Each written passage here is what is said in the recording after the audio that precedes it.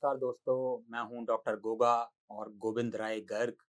इस वीडियो में हम पढ़ेंगे एंटी माइक्रोबियल्स।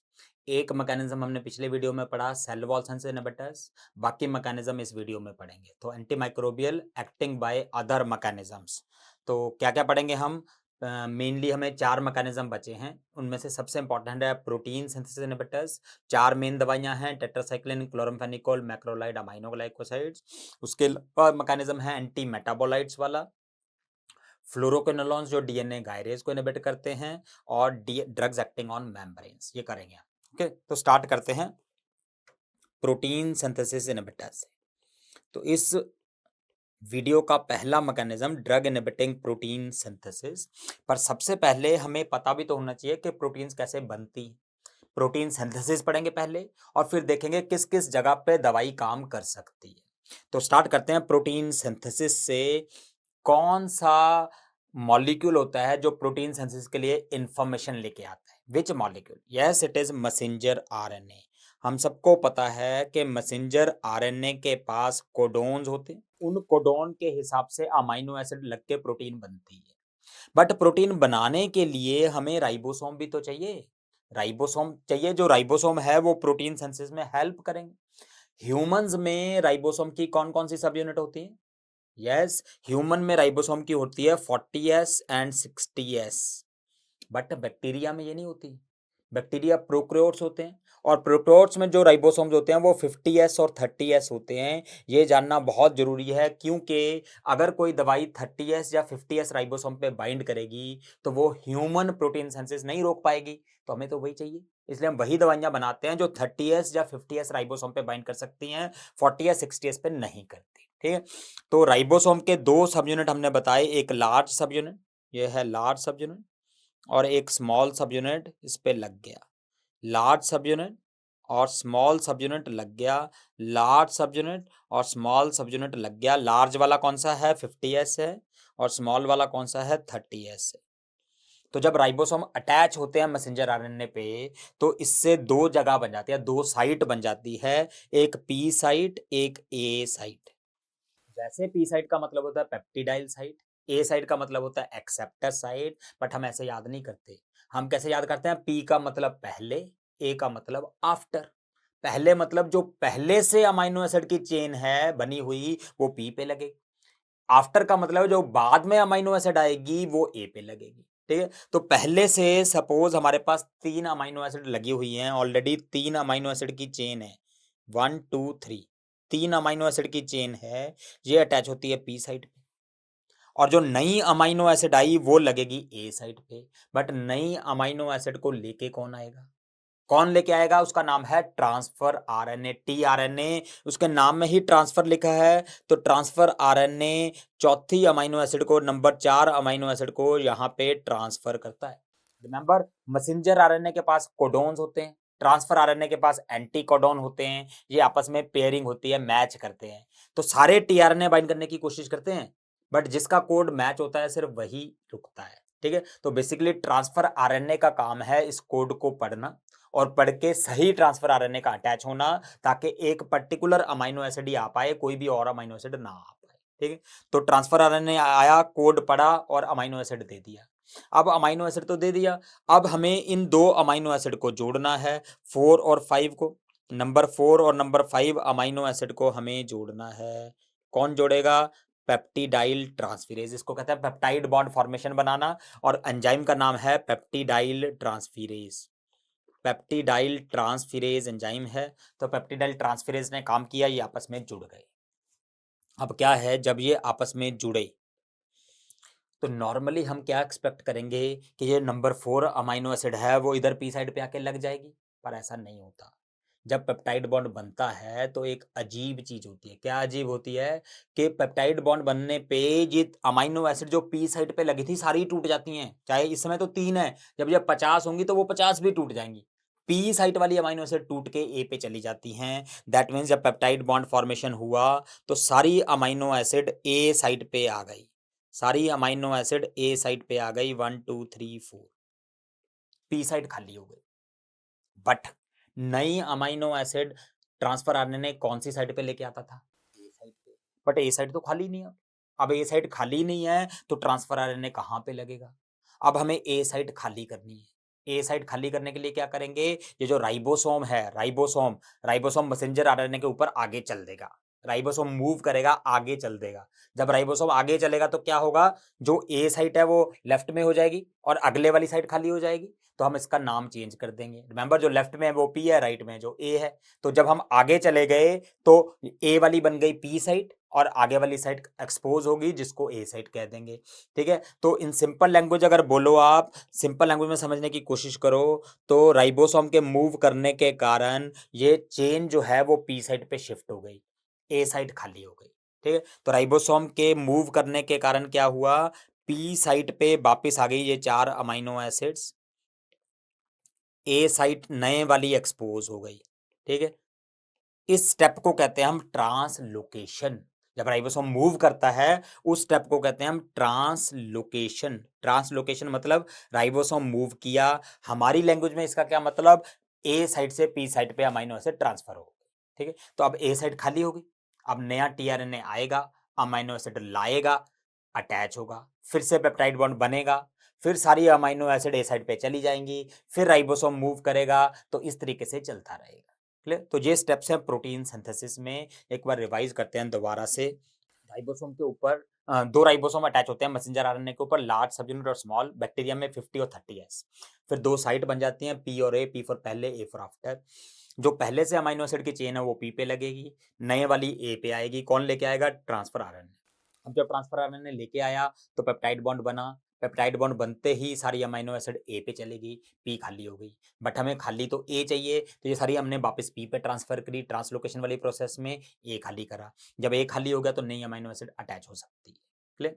तो अगर हम इन स्टेप्स को रोक दें तो हम प्रोटीन सिंथेसिस को इनहिबिट कर दें।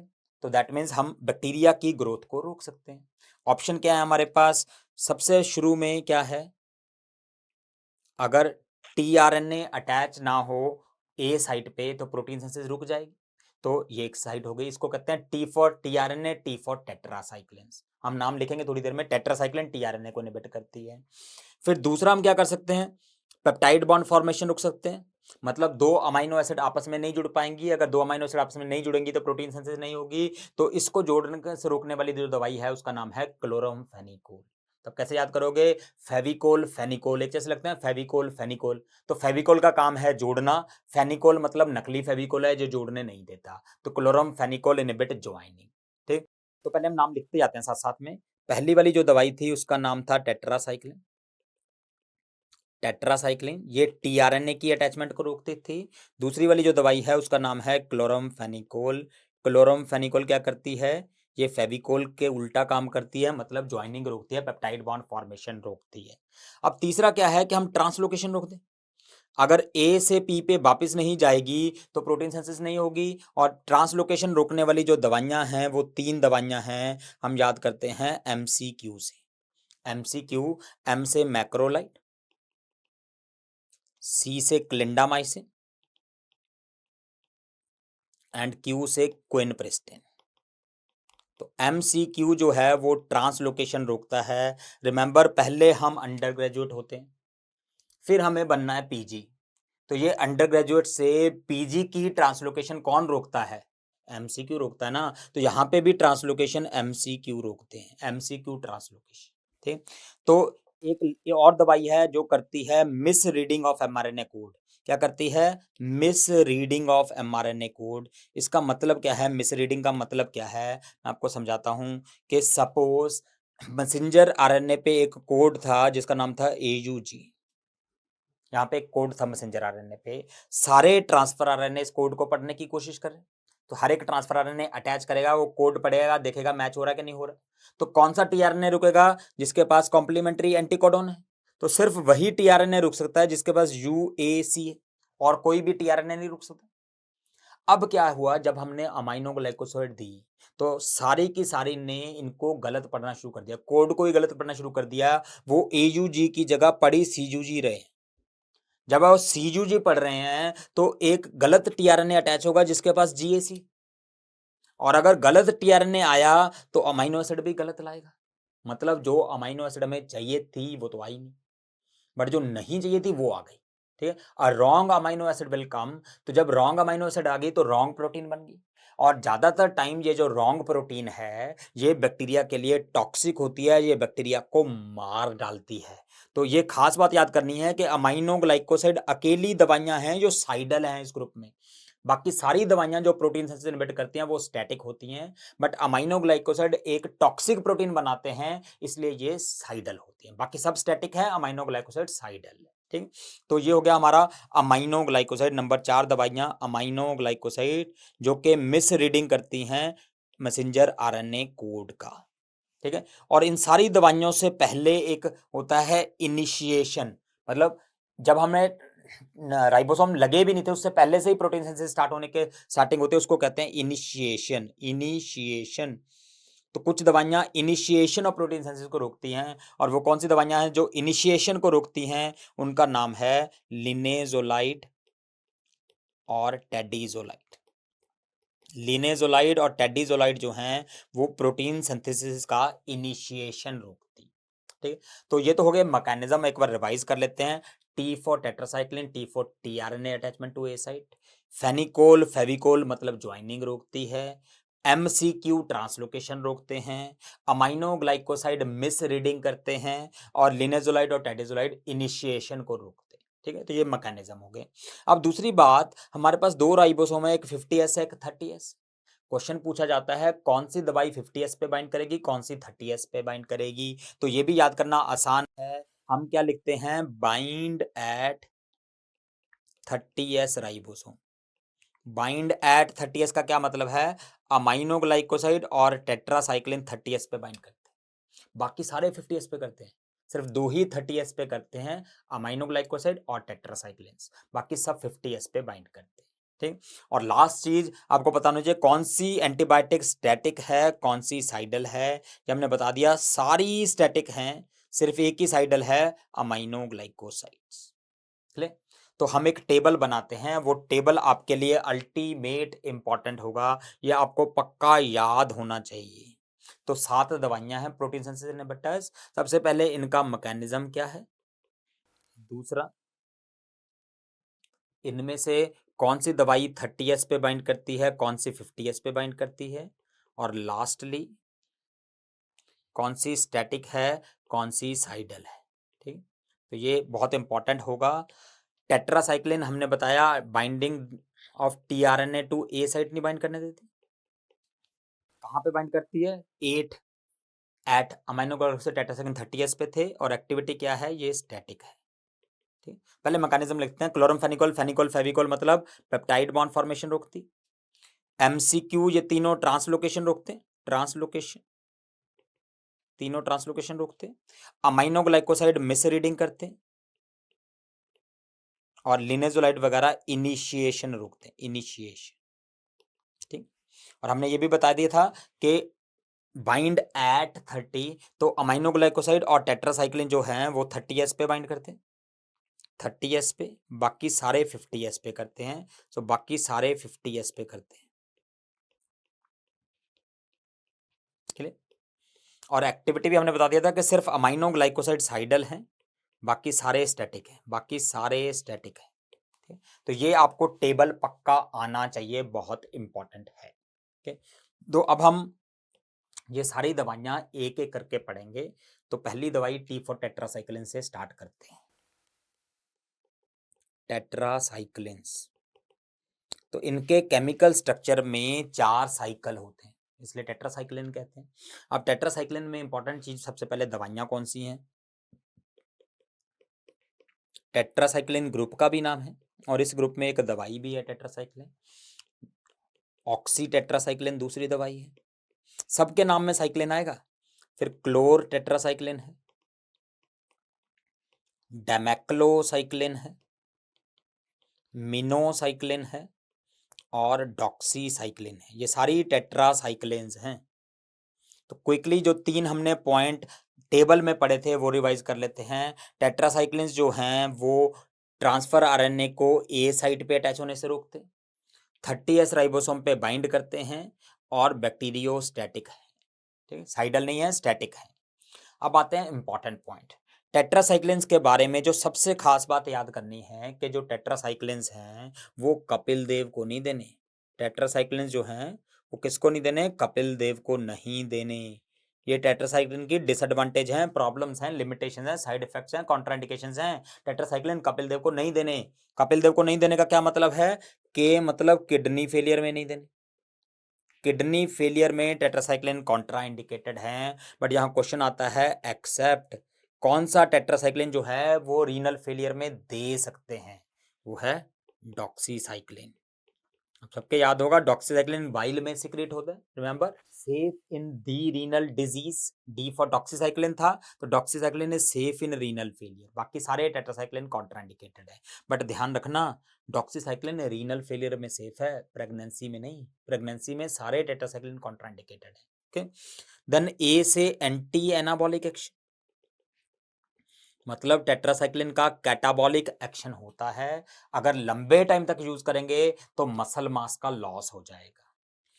पी फॉर फोटोटॉक्सिसिटी, टेट्रासाइक्लिन फोटोटॉक्सिक हैं, मतलब अगर टेट्रासाइक्लिन खाने के बाद आदमी सनलाइट में जाएगा तो उस पर स्किन रैश हो सकती है। और क्वेश्चन पूछते हैं सबसे ज्यादा फोटोटॉक्सिक कौन सा टेट्रासाइक्लिन है? वो है डेमेक्लोसाइक्लिन। डेमेक्लोसाइक्लिन सबसे ज्यादा फोटोटॉक्सिक टेट्रासाइक्लिन है। देन आई का मतलब है इंसिपिडस। इंसिपिडस मतलब डायबिटीज इंसिपिडस, मतलब टेट्रासाइक्लिन क्या करेंगे? एडीएच के रिलीज को रोकेंगे पोस्टीरियर पिट्यूटरी से। टेट्रासाइक्लिन पोस्टीरियर पिट्यूटरी से एडीएच का निकलना रोकते हैं। अगर एडीएच नहीं आएगा तो डायबिटीज इंसिपिडस होने का चांस हो जाएगा। और डेमेक्लोसाइक्लिन में ये साइड इफेक्ट भी सबसे ज्यादा है। तो maximum phototoxicity and maximum inhibition of ADH is done by डेमेक्लोसाइक्लिन।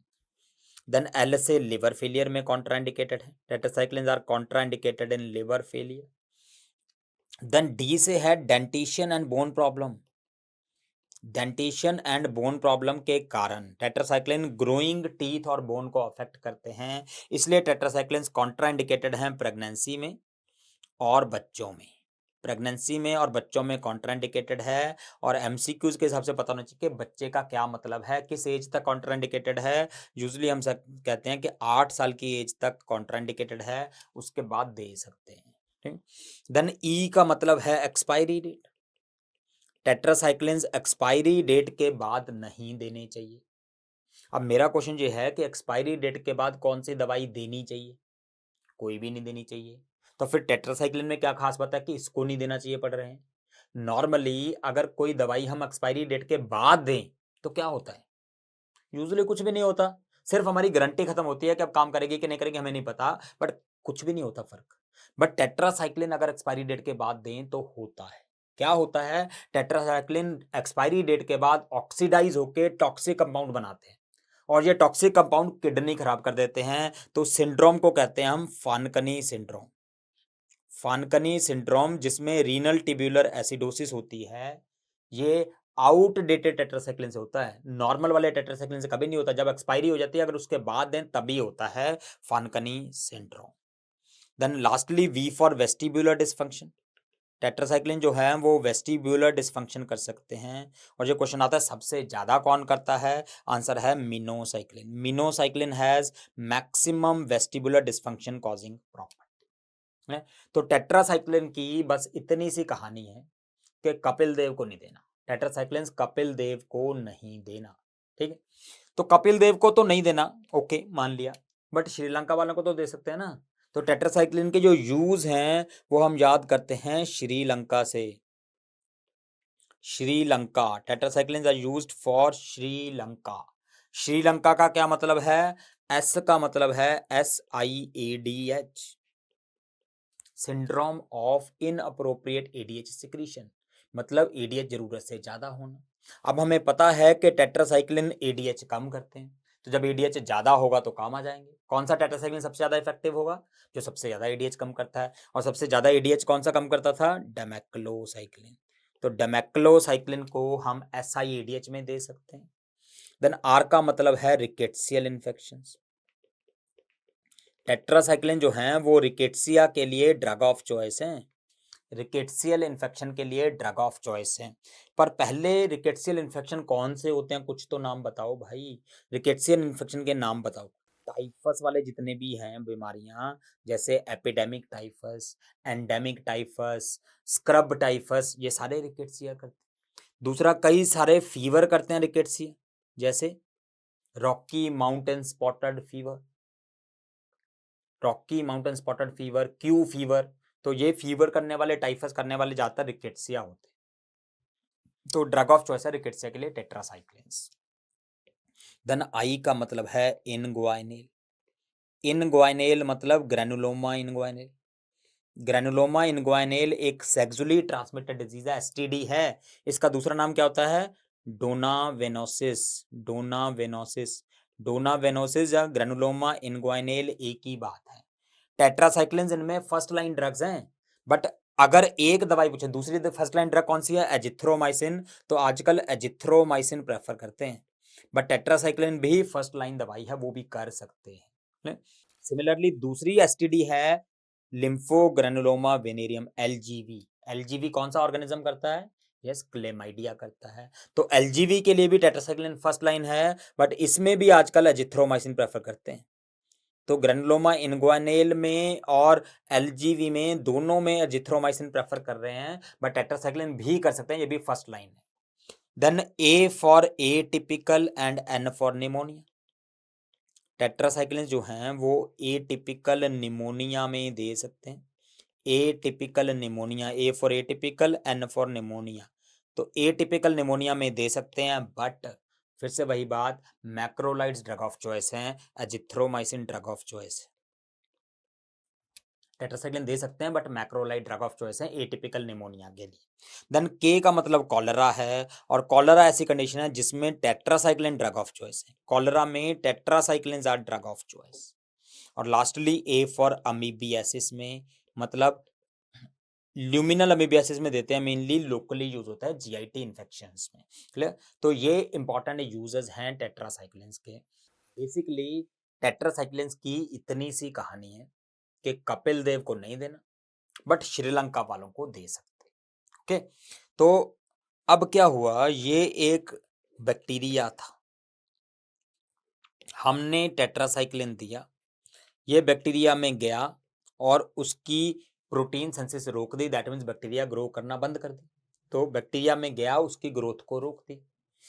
हमने इस टेट्रासाइक्लिन को यूज किया कुछ टाइम के लिए, 1 दिन, 2 दिन, 10 दिन, महीना, 6 महीने, बट फिर बैक्टीरिया हो गए परेशान। उन्होंने मीटिंग बुलाई, बैक्टीरिया ने आपस में राउंड टेबल कॉन्फ्रेंस करी, मीटिंग करी, और मीटिंग में मुद्दा रखा कि क्या हो रहा है भाई, बाहर से कुछ लोग आते हैं, हमारे लोगों को काम ही नहीं करने देते, ग्रो ही नहीं करने देते, तो ऐसा तो हम नहीं झेलेंगे, ये नाइंसाफी तो नहीं चलेगी, कुछ तो करना पड़ेगा। फिर उन्होंने ये सोचा कि भैया हम सिक्योरिटी गार्ड भी नहीं रख सकते, बंदूक नहीं दे सकते, क्योंकि वो कौन सा हम लोगों को मार रहे हैं, तो हम उनको मार दें, ये तो अच्छी बात नहीं है। तो उन्होंने क्या किया, उन्होंने रख लिए बाउंसर। मीटिंग में डिसाइड हुआ कि हम बाउंसर रखेंगे, उन्होंने बाउंसर रख लिया। मतलब जैसे ही टेट्रासाइक्लिन एंटर किया, इस बाउंसर ने उठा के उसको बाहर पटक दी। जैसे ही टेट्रासाइक्लिन बाहर गई, वो काम करना बंद कर दी, तो इससे रेजिस्टेंस हो गया, और इस बाउंसर का नाम जो है वो है इफ्लक्स पंप। इफ्लक्स पंप, जो टेट्रासाइक्लिन को रेजिस्टेंस होती है वो इफ्लक्स पंप की वजह से होती है, मतलब जो बाउंसर्स हैं वो टेट्रासाइक्लिन को उठा के बाहर पटक देते हैं। ठीक, अब हम भी स्मार्ट हो गए, हमें पता है कि बैक्टीरिया के पास बाउंसर है, अगर हमने टेट्रासाइक्लिन को भेजा वो उठा के बाहर फेंक देंगे। तो हमने क्या किया, हमने सुल्तान को बुला लिया। अब सुल्तान को कोई बाउंसर टच नहीं कर सकता, और उस सुल्तान टेट्रासाइक्लिन का क्या नाम है? टिगेसाइक्लिन। टिगेसाइक्लिन जो है ये टेट्रासाइक्लिन जैसी दवाई है, मतलब सेम मैकेनिज्म है, सेम यूजेस है, सेम साइड इफेक्ट्स है, सब कुछ सेम है, केमिकल स्ट्रक्चर थोड़ा अलग है, बट खास बात क्या है कि ये इफ्लक्स पंप को रेजिस्टेंट होती है, मतलब इफ्लक्स पंप इसको नहीं निकाल सकते। तो टिगेसाइक्लिन जो है it is resistant to efflux pumps. तो टेट्रासाइक्लिन को अगर कोई रेजिस्टेंट है तो टिगेसाइक्लिन यूज कर सकते हैं। इवन दो टिगेसाइक्लिन के वाले भी फ्लक्स पंप बना लिए बैक्टीरिया ने, अब उन्होंने ऐसे बाउंसर बना लिए जो टिगेसाइक्लिन को भी पटक देते हैं उठा के, ठीक है, बट ज़्यादातर बैक्टीरिया नहीं कर पाते। दूसरा, टिगेसाइक्लिन बाइल में सिक्रीट होती है, हमने पढ़ा था, रिमेंबर? टिगेसाइक्लिन बाइल में सिक्रीट होती है, safe in the renal disease, T for tigecycline, तो रीनल फेलियर में सेफ है। और तीसरा, टिगेसाइक्लिन ज़्यादातर ऑर्गेनिज्म के अगेंस्ट इफेक्टिव होती है, बट सूडोमोनास में नहीं होती। Tigecycline is not effective against pseudomonas. So these are the important points regarding the tetracycline, पहला ग्रुप प्रोटीन सेंसेटिव इनहिबिटर्स का टेट्रासाइक्लिन। ओके, अब हम चलते हैं दूसरी दवाई पे जो प्रोटीन सिंथेसिस इनहिबिट करती है, वो है क्लोरमफेनिकोल। तो हमने बताया था क्लोरमफेनिकोल ये 50S राइबोसोम पे बाइंड करती है, और फेनिकोल फेविकोल मतलब ये ज्वाइनिंग ऑफ दो अमीनो एसिड को रोकती है, और ये बैक्टीरियोस्टैटिक होती है। क्लोरमफेनिकोल आजकल रेयरली यूज करते हैं। किसी भी दवाई को ना यूज करने के क्या कारण हो सकते हैं? इन जनरल ग्रॉसली दो कारण हो सकते हैं। क्या कारण? कि दवाई इफेक्टिव नहीं है, ये हो सकता है, या फिर टॉक्सिक है। यही दो कारण हो सकते हैं। क्लोरोफेनिकोल में दोनों हैं, दोनों हैं, मतलब ये टॉक्सिक तो शुरू से ही है बात।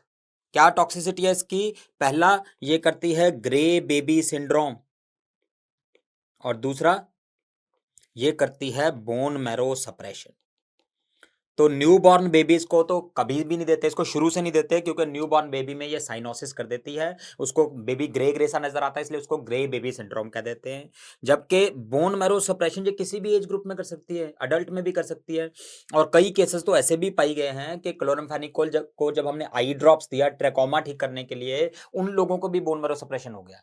तो बोन मैरो सप्रेशन बहुत इंपॉर्टेंट साइड इफेक्ट है, इतनी टॉक्सिसिटी के कारण हम इसको अवॉइड करते हैं। और दूसरी बात, शुरू में क्लोरमफेनिकोल एंट्रिक फीवर के लिए, टाइफाइड फीवर के लिए पाई जाती थी, बहुत इफेक्टिव दवाई, बट ज्यादातर साल्मोनेला अब इसको हो गए रेजिस्टेंट, तो रेजिस्टेंस डेवलप हो गई, इस कारण भी अब कल इसको यूज करते नहीं है कॉमनली।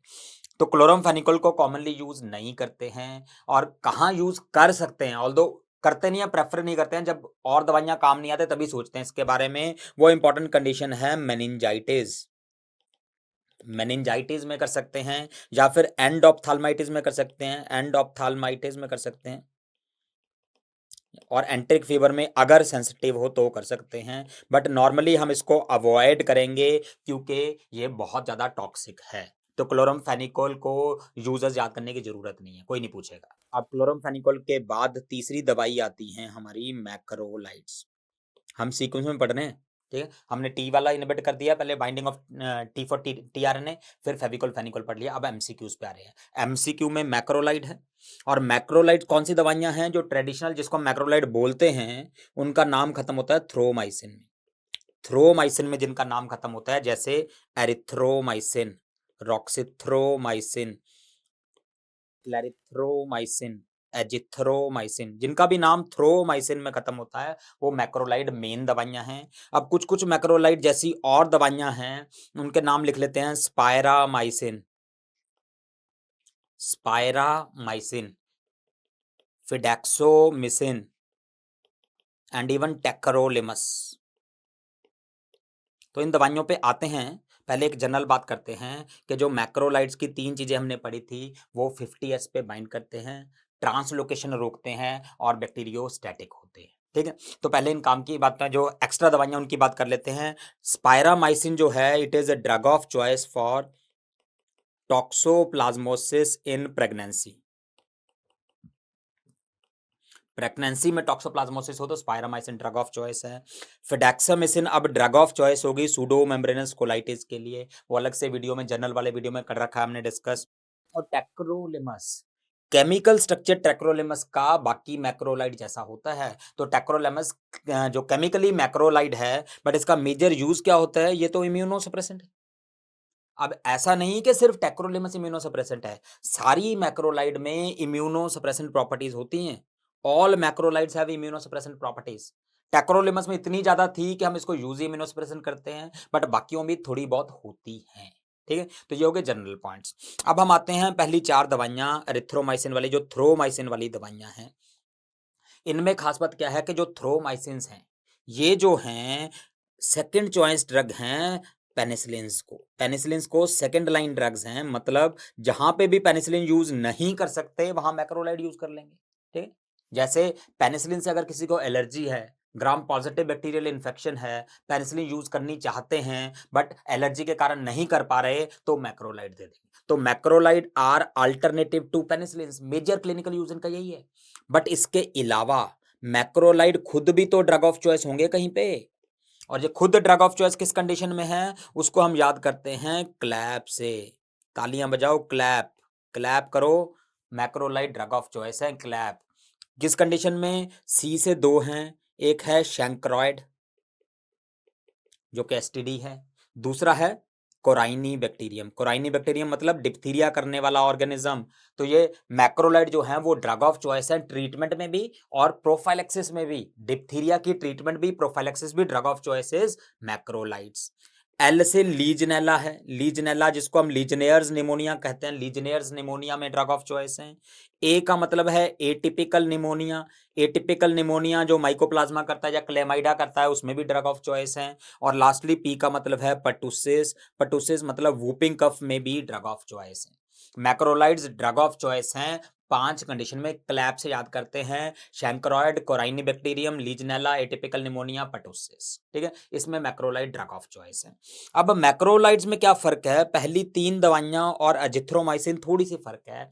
क्या फर्क है कि पहली 3 दवाइयां माइक्रोसोमल एंजाइम इनहिबिटर्स हैं। बहुत सारी ड्रग इंटरेक्शंस आती हैं, पर्टिकुलरली क्लैरिथ्रोमाइसिन पे क्वेश्चन आता है कि क्लैरिथ्रोमाइसिन के साथ थियोफाइलिन दे दिया तो क्या होगा, क्लैरिथ्रोमाइसिन के साथ डिजॉक्सिन दे दिया तो क्या होगा। तो दूसरों का मेटाबॉलिज्म रोक के टॉक्सिसिटी करती है, तो डिजॉक्सिन की टॉक्सिसिटी कर सकती है, थियोफाइलिन की टॉक्सिसिटी कर सकती है। ठीक है, एजिथ्रोमाइसिन एंजाइम इनहिबिटर नहीं है तो इसमें ड्रग इंटरेक्शन नहीं होती।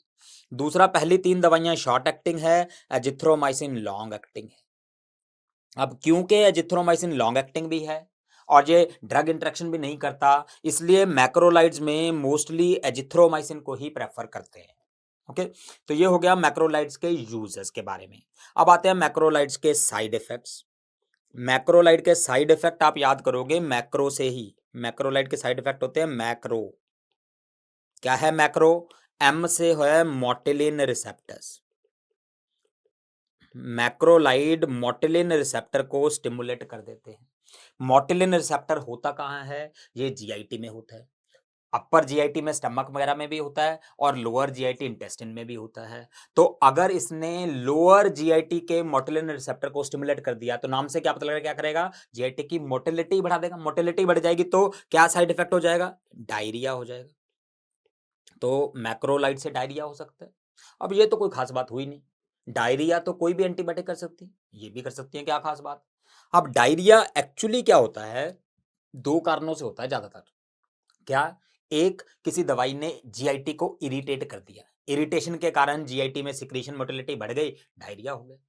दूसरा, एंटीबायोटिक कैसे कर सकती हैं? सुपर इन्फेक्शन से। उन्होंने नॉर्मल कोमेंजल को मार दिया, दूसरे ऑर्गेनिज्म आके ग्रो कर गए, उन्होंने इन्फेक्शन कर दिया। मैक्रोलाइड में तीसरा कारण है, क्या कारण है? मोटिलिन रिसेप्टर को स्टिमुलेट करते हैं। ठीक, दूसरी बात, अगर मोटिलिन रिसेप्टर को अपर जीआईटी में स्टिमुलेट किया, स्टमक में स्टिमुलेट किया, तो हम क्या कर सकते हैं? स्टमक की मोटिलिटी बढ़ जाएगी। स्टमक की मोटिलिटी बढ़ जाएगी तो जो दवाई स्टमक की मोटिलिटी बढ़ाती है उसको क्या बोलते हैं? प्रोकाइनेटिक। अपर जीआईटी की मोटिलिटी बढ़ाते हैं। तो मैक्रोलाइड का प्रोकाइनेटिक एक्शन है। थ्योरेटिकली हम इसको गैस्ट्रोपरेसिस में यूज कर सकते हैं, जो स्टमक पैरालाइज हो गया, जैसे डायबिटिक गैस्ट्रोपरेसिस है, उसमें यूज कर सकते हैं इसको। ठीक है, बट क्योंकि ये जीआईटी पे असर कर रही है, मोटिलिटी वाला अफेक्ट कर रही हैं, तो इससे सिर्फ याद करना है आपको, रीजन नहीं है ये। मैक्रोलाइड अगर हम न्यू बॉर्न बेबी को देते हैं या प्रेगनेंसी में देते हैं तो ये क्या कर सकती हैं? पाइलोरिक स्टेनोसिस कर सकती हैं। पर्टिकुलरली एरिथ्रोमाइसिन इंप्लीकेट होती है। ये क्वेश्चन आता है, एक बच्चा है जिसको इन्फेंटाइल हाइपरट्रॉफिक पाइलोरिक स्टेनोसिस हो रखा है, कौन सी दवाई खाई होगी मदर ने? एरिथ्रोमाइसिन। ठीक, तो एरिथ्रोमाइसिन के बारे में खास बात हो गया। तो एम फॉर मोटिलिन रिसेप्टर्स हो गया। अब ए फॉर एलर्जी हो गया। अब एलर्जी तो हमें पता है कि कोई भी दवाई कर सकती है, तो मैक्रोलाइड भी कर सकते हैं, कोई दिक्कत नहीं है। सी का मतलब है कॉलीस्टैटिक जॉन्डिस, कॉलीस्टैसिस। इसमें खास बात याद क्या रखनी है कि जो कॉलीस्टैटिक जॉन्डिस है वो सारे मैक्रोलाइड नहीं करते, ये सिर्फ एरिथ्रोमाइसिन करता है। कौन करता है? सिर्फ एरिथ्रोमाइसिन। अब एरिथ्रोमाइसिन के भी सारे सॉल्ट नहीं करते, एरिथ्रोमाइसिन कई सारे सॉल्ट की फॉर्म में आता है, सिर्फ एक ही सॉल्ट करता है, एरिथ्रोमाइसिन एस्टोलेट। ये याद कर लो कि cholestatic jaundice is not a group side effect, it is a side effect of only one salt of erythromycin, erythromycin estolate करता है, और इसका रिस्क बढ़ जाता है बहुत ज्यादा प्रेगनेंसी में।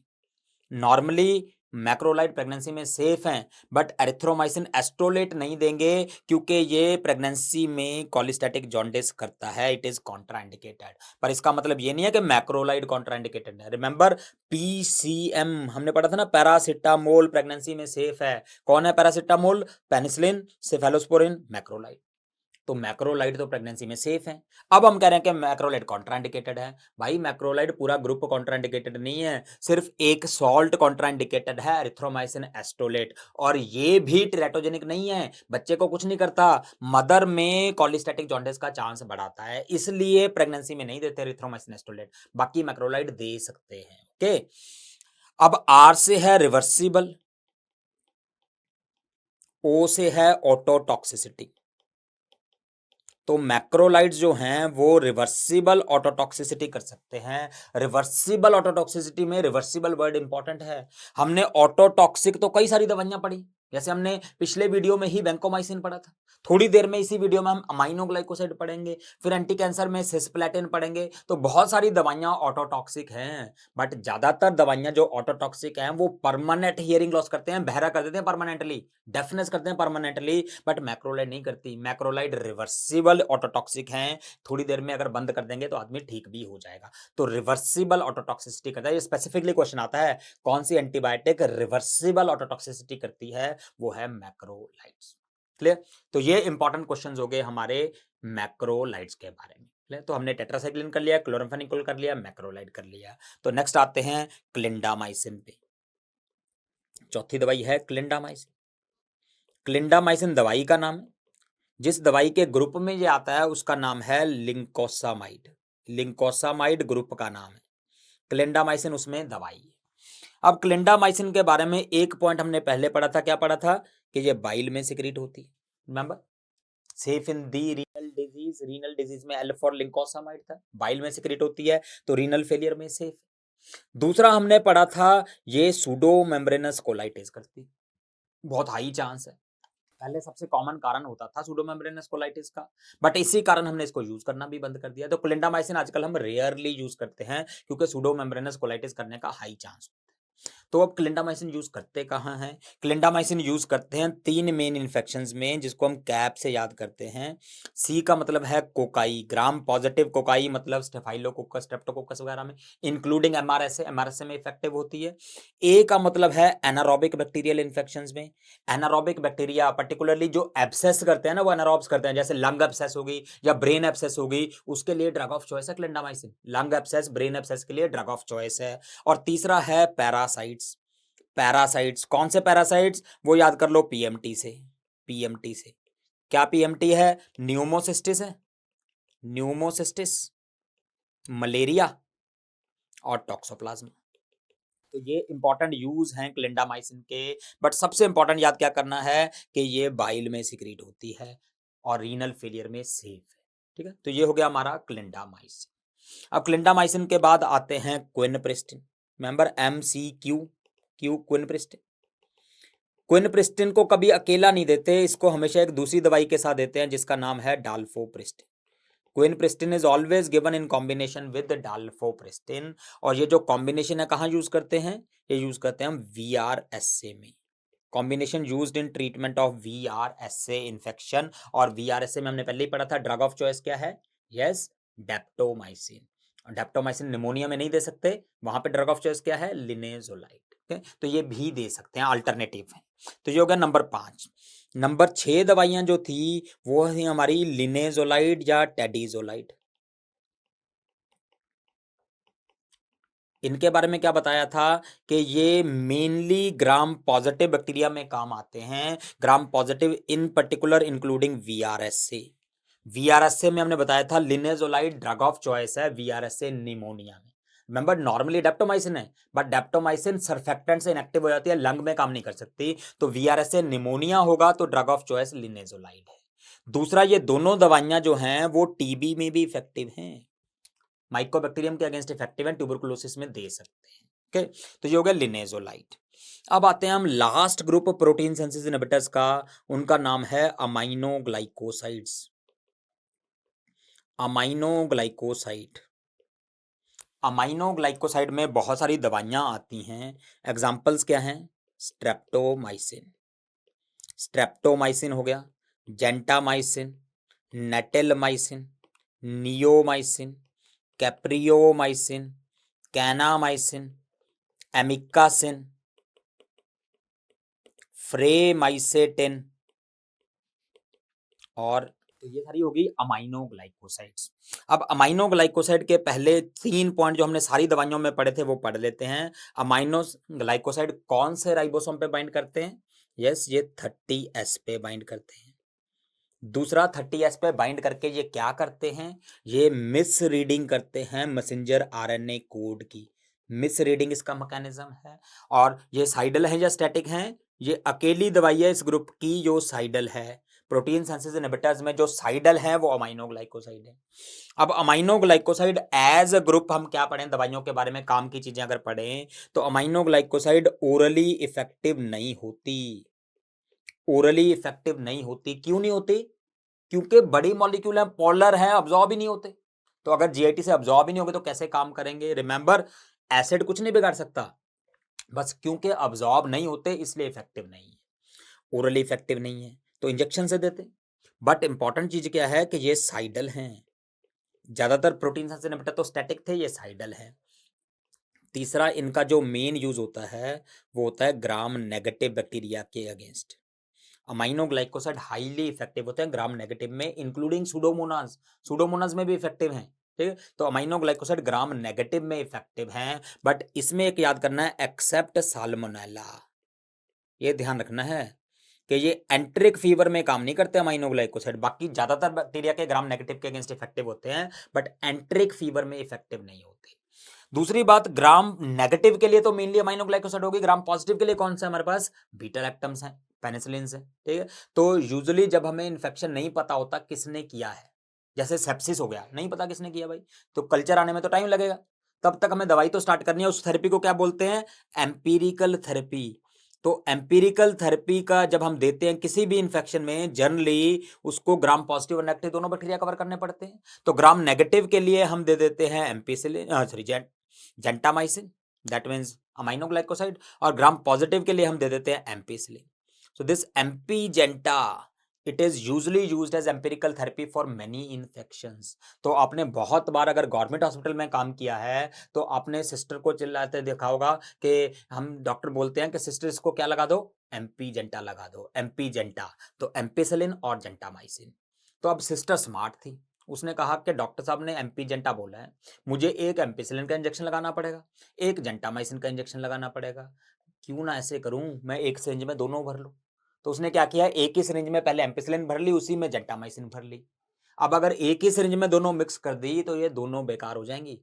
रिमेंबर, ये केमिकली इनकम्पैटिबल हैं, आपस में एक साथ नहीं जोड़ सकते, तो एक साथ देने से दोनों बेकार हो जाएंगी। तो हमें 2 सेपरेट इंजेक्शन लगाने हैं, एक एम्पिसिलिन का, एक जेंटामाइसिन का। ये इंपॉर्टेंट रखना है अमाइनोग्लाइकोसाइड के बारे में। तो ग्राम नेगेटिव में इफेक्टिव है बट साल्मोनेला में नहीं है। नेक्स्ट इंपॉर्टेंट चीज ये है कि अमाइनोग्लाइकोसाइड को ऑक्सीजन चाहिए बैक्टीरिया में एंट्री पाने के लिए।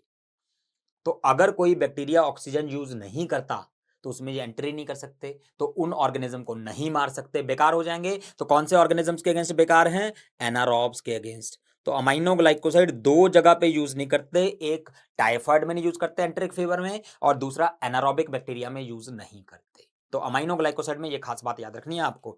अब अमाइनोग्लाइकोसाइड जो है वो प्रेगनेंसी में और बच्चों में कॉन्ट्राइंडिकेटेड है, प्रेगनेंसी में और बच्चों में कॉन्ट्राइंडिकेटेड है क्योंकि इनमें ये परमानेंट डेफनेस कर सकते हैं, ऑटोटॉक्सिक है, परमानेंट डेफनेस कर सकते हैं, तो कॉन्ट्राइंडिकेटेड है। हियरिंग लॉस परमानेंट हो सकता है।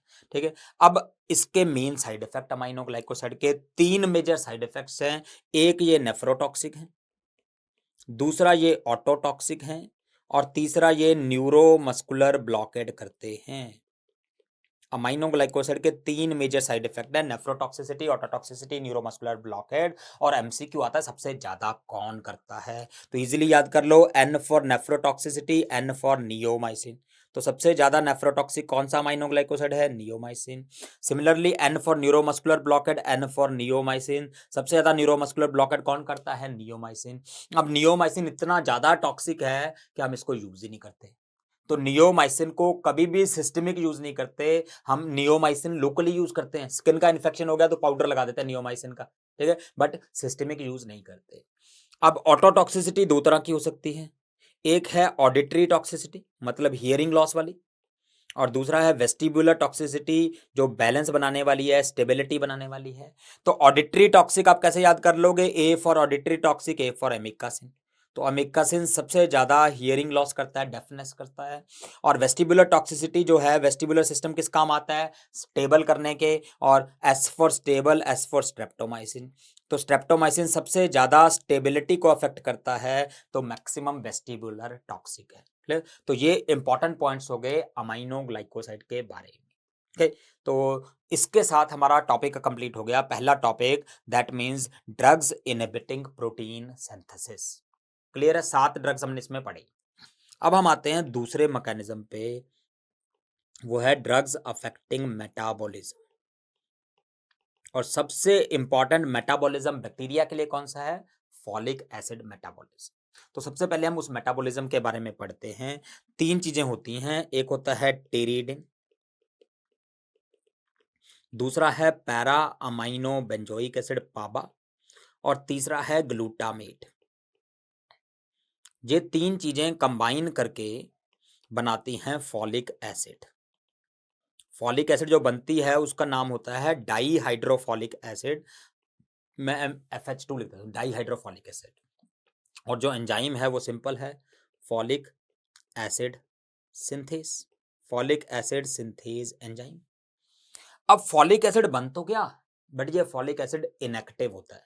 पहले हमें इसको एक्टिव करना पड़ेगा। और फॉलिक एसिड की एक्टिव फॉर्म क्या है? वो है folinic acid. Folinic acid is the active form. Folinic acid क्या होता है? Tetrahydrofolic acid. तो डाईहाइड्रोफॉलिक एसिड इनएक्टिव है, टेट्राहाइड्रोफॉलिक एसिड एक्टिव है। तो अगर हमें डाईहाइड्रो से टेट्राहाइड्रो बनाना है तो हमें रिड्यूस करना पड़ेगा। तो इस एंजाइम का नाम है डाईहाइड्रोफॉलिक एसिड रिडक्टेज। डाईहाइड्रोफॉलिक एसिड रिडक्टेज जो है वो डाईहाइड्रोफॉलिक एसिड से टेट्राहाइड्रोफॉलिक एसिड बनाता है, जो कि एक्टिव फॉर्म है फॉलिक एसिड की। तो अब ये फॉलिनिक एसिड जब बन गया तो ये डीएनए बनाने में हेल्प करता है। तो नॉर्मल सेल्स डीएनए इस तरीके से बनाते, फॉलिक एसिड मेटाबॉलिज्म के थ्रू। तो इंपॉर्टेंट चीज ये है कि जो डाइट में हम फॉलिक एसिड खाते हैं वो कौन सी होती है? डाइटरी फॉलिक एसिड कौन सी होती है? वो होती है ये वाली, क्योंकि फॉलिक एसिड तो होती है। तो डाइट में जो खाते हैं हम, वो फॉलिक एसिड खाते हैं, डाईहाइड्रोफॉलिक एसिड। अब इंपॉर्टेंट चीज ये है कि जो बैक्टीरिया है वो डाइटरी फॉलिक एसिड यूज नहीं कर सकता। सो बेसिकली जो बैक्टीरिया है वो कहता है मैं किसी से मांग के नहीं खाऊंगा, मैं अपना खुद काम करूंगा, खुद मेहनत करूंगा और खुद फॉलिक एसिड बनाऊंगा। तो bacteria make their own folic acid. Bacteria खुददार होते हैं, वो किसी से मांग के नहीं खाते, वो खुद का काम करके अपना फॉलिक एसिड बनाते हैं, अपना काम करते हैं। तो अगर हम इसकी इसी खुददारी पे चोट कर दें, मतलब अगर हम इस एंजाइम को इनहिबिट कर दें, तो बैक्टीरिया अपनी फॉलिक एसिड तो बना नहीं सकता क्योंकि हमने वो इनहिबिट कर दी। और डाइटरी फॉलिक एसिड यूज नहीं कर सकता क्योंकि उसकी खुददारी रोक रही है उसको कि नहीं, मांग के नहीं खाना। ठीक है? तो बैक्टीरिया खुद का खाना बना नहीं पा रहा, मांग के खा नहीं सकता, तो मर जाएगा बैक्टीरिया, बैक्टीरिया की ग्रोथ रुक जाएगी। और ये काम करते हैं सल्फोनामाइड्स। सो सल्फोनामाइड जो हैं, सल्फोनामाइड्स, बेसिकली सल्फोनामाइड्स क्या हैं? इनका केमिकल स्ट्रक्चर पाबा जैसा होता है, पैरा अमाइनो बेंजोइक जैसा केमिकल स्ट्रक्चर होता है। जब केमिकल स्ट्रक्चर सेम है तो एंजाइम कंफ्यूज हो जाता है, किस पे काम करूं, पाबा पे करूं या सल्फोनामाइड पे करूं, दोनों एक जैसे लग रहे हैं उसको देखने में। तो इस कंफ्यूजन में इसका काम रुक जाता है। सिंपल लैंग्वेज में sulfonamides are competitive inhibitor of folic acid synthase enzyme. Folic acid synthase enzyme के कॉम्पिटिटिव इनहिबिटर्स हैं। बट यहीं पे प्रॉब्लम आती है, क्योंकि जो पस होता है, अगर कहीं इन्फेक्शन हो गया वहां पस हो सकता है। पस में क्या होता है? पस में होता है पाबा। पस में बहुत सारा पाबा होता है, भर के पाबा पड़ा होता है। तो अगर किसी जगह पे पस है, वहां पे हमने सल्फोनामाइड दिया तो वो काम ही नहीं करेगा। क्यों नहीं करेगा? क्योंकि कंपटीशन तो है, पाबा और सल्फोनामाइड में कंपटीशन था। अब पाबा ऑलरेडी इतना सारा है तो सल्फोनामाइड इफेक्टिव नहीं रहेंगे। तो पस की प्रेजेंस में सल्फोनामाइड इफेक्टिव नहीं होते। क्लियर? तो फॉलिक एसिड सिंथेज को इनहिबिट कर सकते हैं। दूसरा हम क्या कर सकते हैं, हम इस एंजाइम को इनहिबिट कर सकते हैं। अगर हमने डाईहाइड्रोफॉलिक एसिड रिडक्टेज को इनहिबिट कर दिया तो फॉलिक एसिड जो है वो एक्टिव नहीं हो पाएगी, फिर से डीएनए नहीं बनेगा। और इसको इनहिबिट करने वाली जो दवाइयां हैं वो हैं हमारी ट्राइमिथोप्रिम, पायरिमिथामिन एंड मिथोट्रेक्सेट। सो ट्राइमिथोप्रिम, पायरिमिथामिन और मिथोट्रेक्सेट जो हैं वो डाईहाइड्रोफॉलिक एसिड रिडक्टेज इनहिबिटर्स हैं। मतलब जो डाइट वाली फॉलिक एसिड है वो भी आगे काम नहीं कर सकती, तो ह्यूमन में ये क्या साइड इफेक्ट करेंगे, फॉलिक एसिड की डेफिशिएंसी कर देंगे। तो उससे क्या होगा, मिगैलोब्लास्टिक अनीमिया। ये तीनों दवाइयां मिगैलोब्लास्टिक अनीमिया कर सकती हैं साइड इफेक्ट। अब ये जो तीनों दवाइयां हैं इन तीनों का मैकेनिज्म तो सेम है, डाईहाइड्रोफॉलिक एसिड रिडक्टेज को इनहिबिट करना, बट तीनों के यूज अलग हैं टोटली। क्या यूज है? ट्राइमिथोप्रिम जो है ये मेनली एंटी बैक्टीरियल है, ट्राइमिथोप्रिम बैक्टीरिया के अगेंस्ट काम आता है। पायरिमिथामिन पी मतलब पैरासाइट्स के अगेंस्ट काम आता है। तो ट्राइमिथोप्रिम बैक्टीरिया के लिए, पायरिमिथामिन पैरासाइट्स के लिए, जबकि मिथोट्रेक्सेट कैंसर्स के लिए यूज आता है। अब क्वेश्चन ये है कि अगर एंजाइम इन्होंने सेम ही इनहिबिट किया तो फिर इनके यूज अलग अलग क्यों हैं? यूज भी तो सेम ही होने चाहिए थे। तो वो इसलिए है क्योंकि ऑल्दो ये तीनों दवाइयां एक ही एंजाइम को इनहिबिट करती हैं, बट इनकी अलग अलग स्पीसीज में अलग अलग अफिनिटी होती है। जो मिथोट्रेक्सेट है ये सेम एंजाइम डाईहाइड्रोफॉलिक एसिड रिडक्टेज को इनहिबिट करता है, बट ह्यूमंस में करता है। बैक्टीरिया में, पैरासाइट में उतना ज्यादा नहीं कर सकता, ह्यूमंस में करता है। तो इसलिए ह्यूमन सेल की ग्रोथ को रोकने के लिए यूज कर लेते हैं, कैंसर में यूज कर लेते हैं। जबकि पायरिमिथामिन पैरासाइट में करता है और ट्राइमिथोप्रिम बैक्टीरिया में करता है, इसलिए उसलिए यूज करते हैं। तो नाम से कैसे याद कर लोगे आप इनको इजीली? मिथोट्रेक्सेट के नाम में एम लिखा है, मतलब ये मैन में काम आता है, मतलब ह्यूमंस में।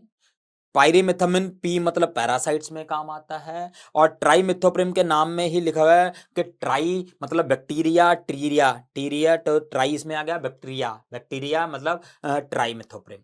तो ट्राइमिथोप्रिम बैक्टीरिया के अगेंस्ट है। ठीक है। अब एक लास्ट चीज, अगर हम अकेला सल्फोनामाइड दें तो ये बैक्टीरिया की ग्रोथ को रोक देगा। अगर हम अकेला ट्राइमिथोप्रिम या पायरिमिथामिन दें ये भी बैक्टीरियोस्टैटिक हैं, ग्रोथ को रोकते हैं। बट अगर हम इन दोनों को कंबाइन कर दें, सल्फोनामाइड के साथ ट्राइमिथोप्रिम दे दें, तो ये कॉम्बिनेशन साइडल हो जाती है, ये बैक्टीरिया को मार देती है। इंडिविजुअली दोनों स्टैटिक थे बट कॉम्बिनेशन साइडल है। ओके, तो ये इंपॉर्टेंट पॉइंट है फॉलिक एसिड इनहिबिटर्स के बारे में। अब इन दवाइयों को हम एक एक करके पढ़ेंगे, पहले सल्फोनामाइड पढ़ते हैं फिर ये कॉम्बिनेशंस पढ़ेंगे। ओके, सल्फोनामाइड्स, सल्फोनामाइड्स का जो नाम है वो सल्फा से स्टार्ट होता है। इन सारी दवाइयों का नाम सल्फा से स्टार्ट होता है। एग्जाम्पल है सल्फाडॉक्सिन, सल्फासाइटिन, सल्फासॉक्साजोल, सल्फामिथॉक्साजोल, सल्फासैलाजिन, सल्फाडायाजिन, सल्फासीटामाइड, और एक दवाई है जिसका नाम सल्फा से स्टार्ट नहीं होता, उसका नाम है डैप्सोन। रिमेंबर, डैप्सोन का नाम सल्फा से स्टार्ट नहीं होता बट ये भी सल्फोनामाइड है। ठीक, तो ये जो सल्फोनामाइड्स हैं सब का नाम कहां से स्टार्ट हो रहा है? सल्फा से। और सल्फा किस कॉन्टेक्स्ट में आपने सुना होगा? पहले सल्फा सुना होगा ना कई बार, ये सल्फा ड्रग है, ये सल्फा ड्रग है। सल्फा का क्या खास बात होती है? सल्फा एक केमिकल स्ट्रक्चर है जिससे एलर्जी बहुत कॉमनली होती है। तो सल्फोनामाइड से भी एलर्जी हो सकती है क्योंकि सल्फा ड्रग से। और अगर एलर्जी हुई तो क्या होगा? स्किन पे रैश हो जाएगी। तो सल्फोनामाइड के बारे में अगर पता करना है तो हमें रैश की एबीसी आनी चाहिए। हमें क्या आना चाहिए? ABC of rash. तो ये सल्फोनामाइड हमारा सारा खत्म कर देंगे इतने में ही, एबीसी ऑफ रैश। ठीक, तो एबीसी ऑफ रैश का क्या मतलब है? ए का मतलब है ए प्लास्टिक अनीमिया, सल्फोनामाइड देने से कुछ लोगों में ए प्लास्टिक अनीमिया हो सकता है। ए प्लास्टिक अनीमिया मतलब अनीमिया, ल्यूकोपिनिया, थ्रोम्बोसाइटोपिनिया, सारे काउंट्स कम हो जाने। ठीक है। बी का मतलब है बिलीरुबिन डिस्प्लेसमेंट। सल्फोनामाइड बिलीरुबिन को डिस्प्लेस कर सकते हैं। अब इसका मतलब क्या है, एक चीज समझते हैं। ये हमारा ब्लड है, ये ब्रेन है, ब्रेन के चारों ओर ब्लड ब्रेन बैरियर भी है। ठीक है। तो नॉर्मली जो बिलीरुबिन ब्लड में बैठा है, ये बिलीरुबिन ब्लड में बैठा है, बिलीरुबिन अकेला नहीं रहता कभी। बिलीरुबिन हमेशा अल्ब्यूमिन के साथ बाउंड रहता है। तो ये जो अल्ब्यूमिन है, इसने बिलीरुबिन को बाइंड कर रखा है। तो जब हमने सल्फोनामाइड दी, ये हमारी सल्फोनामाइड आई, सल्फोनामाइड भी बिलीरुबिन से बाइंड करती है। रिमेंबर, सल्फोनामाइड की हाई प्लाज्मा प्रोटीन बाइंडिंग होती है, और कौन से प्रोटीन से बाइंड करती है? एल्ब्यूमिन से। तो सल्फोनामाइड आई, सल्फोनामाइड ने बोला अपने बिलीरुबिन को, क्या बोला कि भैया ये तो मेरी जगह है, मुझे बाइंड करना है, तुम निकलो यहां से। तो सल्फोनामाइड और बिलीरुबिन में लड़ाई हो गई, किसके लिए? एल्ब्यूमिन के लिए। और अगर सल्फोनामाइड जीत गई तो बिलीरुबिन फ्री हो गई। बिलीरुबिन नॉर्मली ब्लड में फ्री नहीं होती, बिलीरुबिन फ्री हो गई। अब ये फ्री बिलीरुबिन कहती है कि मैं करूं क्या, चलो घूम के आती हूँ। तो फ्री बिलीरुबिन घूमने निकल गई, वो कहती चलो ब्रेन में जाते हैं, नहीं, इसको रोक लिया ब्लड ब्रेन बैरियर ने। तो बिलीरुबिन फ्री होने के बाद भी कोई इतनी बड़ी दिक्कत नहीं हुई, क्योंकि ब्लड ब्रेन बैरियर है हमारे पास। बट अगर ये न्यूबॉर्न बेबी होता, न्यूबॉर्न बेबी होता जिसमें ब्लड ब्रेन बैरियर ठीक से बना ही नहीं था, तो सल्फोनामाइड जो है उसने बिलीरुबिन को फ्री किया, और ये बिलीरुबिन घुस गई ब्रेन में, और वहां जाके बेसल गैंग्लिया में डिपॉजिट हो गई। बिलीरुबिन का बेसल गैंग्लिया में डिपॉजिट हो जाने की प्रोसेस को क्या बोलते हैं? यस, टर्म को बोलते हैं kernicterus. Kernicterus is deposition of bilirubin in basal ganglia. जैसे आप नॉर्मली इक्ट्रस यूज करते हो ना, किसके लिए यूज करते हो? इक्ट्रस जॉन्डिस के लिए करते हो। बिलीरुबिन ज्यादा हो जाने को इक्ट्रस कहते हैं। कहाँ ज्यादा हो जाने को? ब्लड में। बट वही अगर न्यूरॉन्स में ज्यादा हो गई तो ये होगी न्यूरोनल इक्ट्रस। तो निक्ट्रस इज न्यूरोनल इक्ट्रस। तो कर्निक्ट्रस में न्यूरॉन्स में बिलीरुबिन जमा हो गई है। क्यों जमा हो गई है? क्योंकि सल्फोनामाइड ने बिलीरुबिन को डिस्प्लेस कर दिया और फ्री होगी बिलीरुबिन, और अगर फ्री बिलीरुबिन है और ब्लड ब्रेन बैरियर नहीं है तो ब्रेन में डिपॉजिट हो जाएगी। इसलिए सल्फोनामाइड न्यूबॉर्न बेबी में भी नहीं देते और लेट प्रेगनेंसी में भी नहीं देते, थर्ड ट्राइमेस्टर में, क्योंकि कर्निक्ट्रस के चांस हाई होते हैं। ओके, तो ये हो गया हमारा B for bilirubin displacement. Then C का मतलब है क्रिस्टल यूरिया। क्रिस्टल यूरिया का क्या मतलब है? सल्फोनामाइड यूरिन में सॉल्युबल नहीं है, तो क्योंकि सल्फोनामाइड सॉल्युबल नहीं है इसलिए ये प्रेसिपिटेट हो सकते हैं, तो यूरिन में क्रिस्टल की फॉर्म में निकल सकते हैं। और अगर ये क्रिस्टल बड़े हो गए तो क्या करेंगे? ये ऑब्स्ट्रक्शन कर देंगे, किडनी फेल हो जाएगी। तो अगर सल्फोनामाइड से किडनी फेल नहीं करवानी तो पेशेंट को क्या बोलेंगे, क्या इंस्ट्रक्शन देंगे? बहुत इंपॉर्टेंट इंस्ट्रक्शन, बहुत पानी पीना है। ठीक है, तो plenty of water must be taken whenever a person is on sulfonamide therapy. बहुत इंपॉर्टेंट है, नहीं तो ऑब्स्ट्रक्शन होने के चांस है। तो ऑब्वियसली बात है, अगर कोई सल्फोनामाइड ज्यादा सॉल्युबल होगी तो उसमें क्रिस्टल यूरिया कम होगा। और यही एमसीक्यू आता है, कौन सी सल्फोनामाइड में सबसे कम क्रिस्टल यूरिया होता है? वो नाम में लिखा है सल्फासॉक्साजोल, सबसे ज्यादा सॉल्युबल है। एसओ मतलब सॉल्युबल है, तो इसलिए इसमें मिनिमम क्रिस्टल यूरिया होता है। तो मिनिमम क्रिस्टल यूरिया किसमें होता है? सल्फासॉक्साजोल में।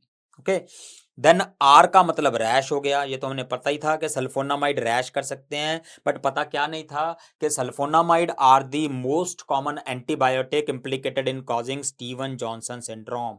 स्टीवन जॉनसन सिंड्रोम सबसे ज्यादा कॉमनली सल्फोनामाइड से होता है।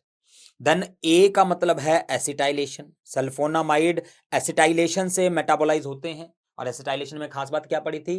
किसी में कम है, किसी में ज्यादा है, फार्माकोजेनेटिक कंडीशन है। और दूसरा, सल्फोनामाइड एसएलई कर सकते हैं साइड इफेक्ट। किसी के याद है ये दोनों चीजें हमने कहां पढ़ी थी? यस, ये हमने पढ़ी थी शिप ड्रग्स में।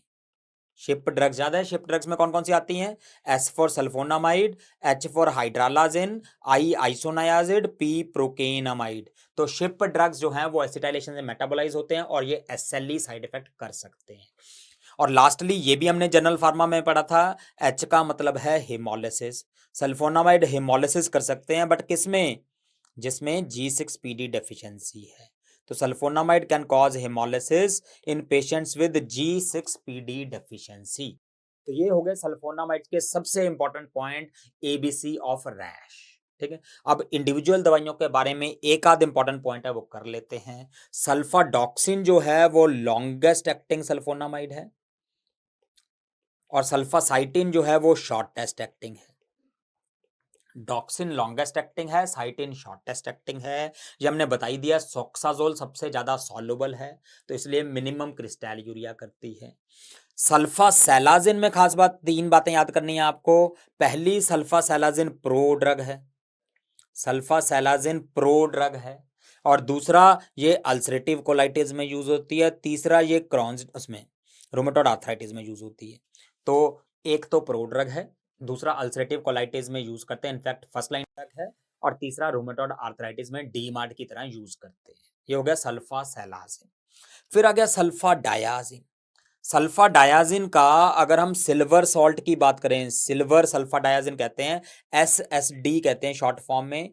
सिल्वर सल्फाडायाजिन में खास बात यह है कि जब इसका हम लोशन लगाते हैं, मतलब क्रीम लोकली लगाते हैं इसका ऑइंटमेंट वगैरह सल्फाडायाजिन का, तो ये पानी को रिटेन कर लेता है, हाइग्रोस्कोपिक होता है। तो ये स्किन को बहुत ज्यादा ड्राई नहीं होने देता। और ये बहुत इंपॉर्टेंट एक्शन होता है कहाँ पे? बर्न्स के पेशेंट में।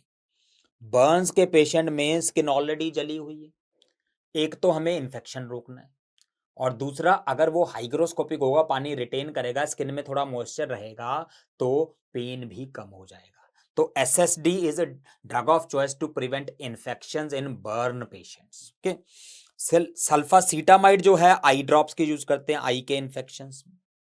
और अब आगे सबसे इंपॉर्टेंट दवाई डैप्सोन। डैप्सोन के बारे में खास बात क्या है, कहां यूज करते हैं? सबको पता है डैप्सोन कहां यूज करते हैं, कहां यूज करते हैं? वेरी गुड, लेप्रेसी में। डैप्सोन कहां यूज करते हैं? लेप्रेसी में। पर ये तो एग्जामिनर को भी पता है कि हर बच्चा जानता है डैप्सोन लेप्रेसी में यूज करते हैं, इसलिए वो लेप्रेसी ऑप्शन में नहीं डालता।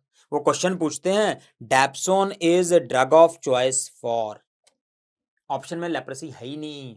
तो लेप्रेसी के अलावा कहां ड्रग ऑफ चॉइस है, ये इंपॉर्टेंट है। लेप्रेसी के अलावा यूज कहां करते हैं? एक स्किन कंडीशन में यूज करते हैं, उसका नाम है डर्मेटाइटिस हर्पेटिफॉर्मिस। डर्मेटाइटिस हर्पेटिफॉर्मिस में sulphonamides, particularly dapsone, it is drug of choice. Dapsone is a drug of choice for dermatitis herpetiformis. Okay, तो ये इंपॉर्टेंट पॉइंट थे हमारे सल्फोनामाइड्स के बारे में। पहला दवाई जो फॉलिक एसिड के मेटाबॉलिज्म में काम आता है। अब जो दूसरी दवाई थी हमने बताया था ट्राइमिथोप्रिम और पाइरिमिथामिन, ये अकेले यूज नहीं करते कभी भी, ये हमेशा सल्फोनामाइड के साथ यूज करते हैं। तो अब हम ये कॉम्बिनेशंस पढ़ेंगे। तो ये कॉम्बिनेशंस कौन सी हो सकती हैं? पहली कॉम्बिनेशन है हमारी ट्राइमिथोप्रिम की और सल्फामिथोक्साजोल की।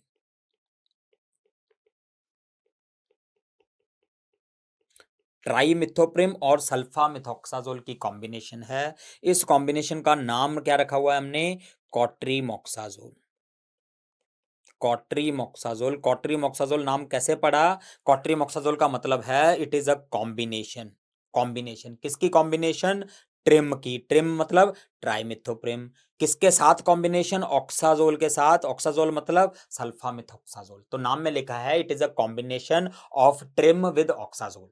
ट्रिम मतलब ट्राइमिथोप्रिम, ऑक्साजोल मतलब सल्फामिथोक्साजोल, इनकी कॉम्बिनेशन। तो जब हम लेबोरेटरी में ये कॉम्बिनेशन टेस्ट कर रहे थे, तो हमने अलग अलग रेशो में डाल के देखा कि किस रेशो में सबसे ज्यादा बैक्टीरिया मारती है। तो वो रेशो हमें पता लगा कि वो रेशो है 1:20। 1:20 का क्या मतलब है कि ट्राइमिथोप्रिम 1, सल्फामिथोक्साजोल 20 गुना। तो अगर इस रेशो में डालते हैं तो सबसे ज्यादा बैक्टीरिया मरते हैं 1:20 की रेशो। तो फिर हमने क्या किया कि अगर हमें ये रेशो चाहिए तो हमने इस रेशो की टैबलेट बना ली। तो जब हमने ये टैबलेट ओरली दी और उसके बाद ब्लड में चेक किया तो रेशो चेंज हो गई। ब्लड में रेशो हो गई 1:80, बट हमें चाहिए कितनी थी? हमें तो 1:20 चाहिए थी। अब 1:80 क्यों हो गई? क्योंकि इन दोनों की फार्माकोकाइनेटिक्स अलग है, इन दोनों का अब्जॉर्प्शन अलग है, डिस्ट्रीब्यूशन अलग है, तो प्लाज्मा में सेम थोड़ी रुकेगी। तो इनकी फार्माकोकाइनेटिक अलग होने के कारण रेशियो चेंज हो जाती है, जो टैबलेट में देती है सेम नहीं रहते। तो हमने क्या किया, हमने टैबलेट में ही चेंज कर दी, क्योंकि हमें तो ब्लड में 1:20 चाहिए। तो हमने क्या किया, हमने टैबलेट में 1:5 की रेशियो में दिया। जब हमने 1:5 की रेशियो में दिया तो ब्लड में जाके 1:20 होगी जो हमें चाहिए। तो अगर आपको याद करना है, मार्केट में कोट्राइमोक्साजोल की 480 mg की टैबलेट आती है। याद करने की जरूरत नहीं है, कॉन्सेप्ट समझा रहा हूं। 480 mg की टैबलेट आती है, जिसमें 80 mg ट्राइमिथोप्रिम है और 400 mg सल्फामिथोक्साजोल है। तो 1:5 की रेशियो हो गई। तो 1:5 की रेशियो की टैबलेट आती है, वही जब ब्लड में जाता है तो 1:20 हो जाता है।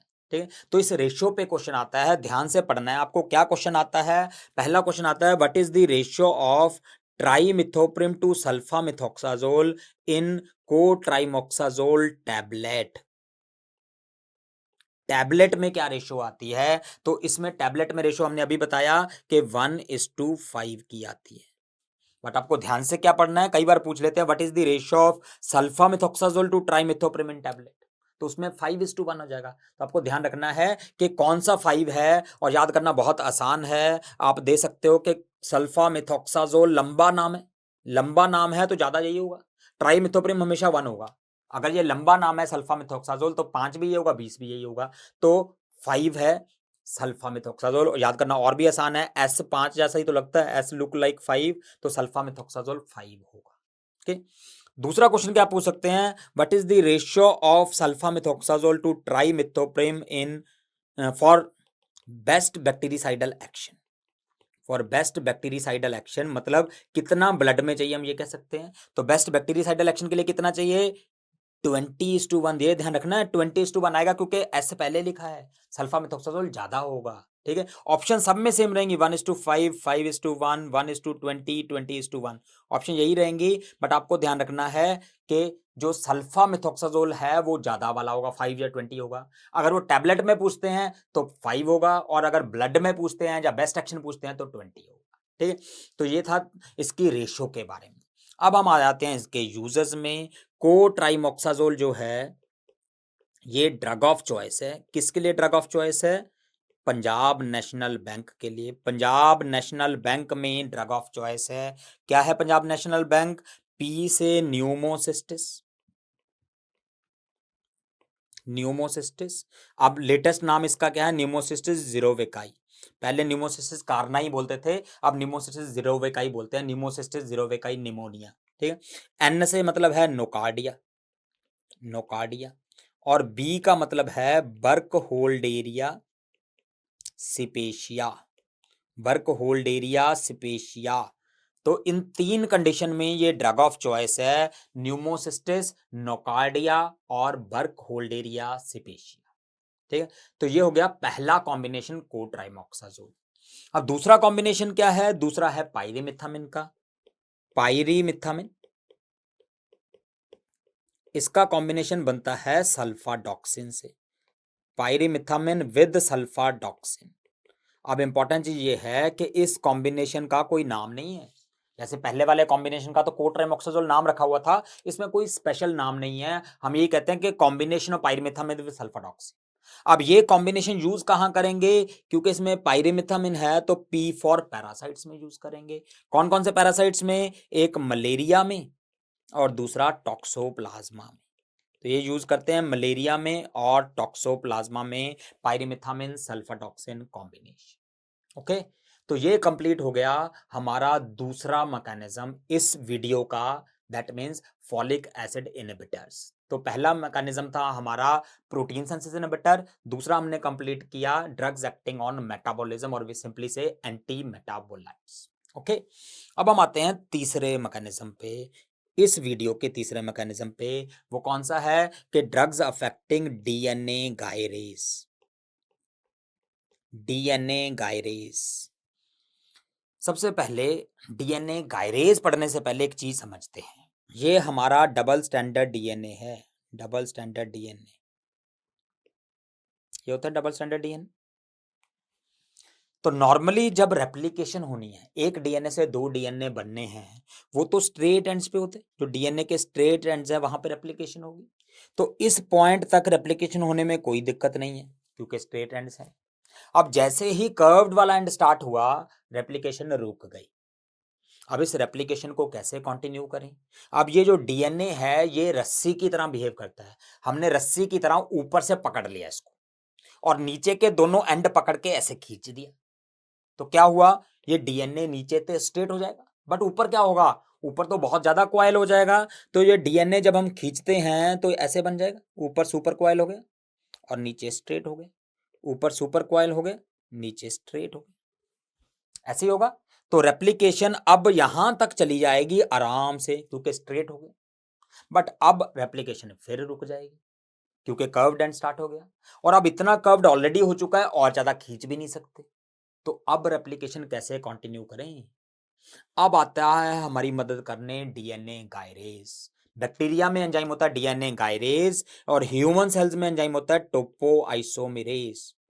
ये दोनों एंजाइम्स करते क्या हैं? बैक्टीरिया में गायरेज और ह्यूमन में टोपोआइसोमेरेज। ये डीएनए को काट देते हैं, यहां से कैंची की तरह काट देते हैं।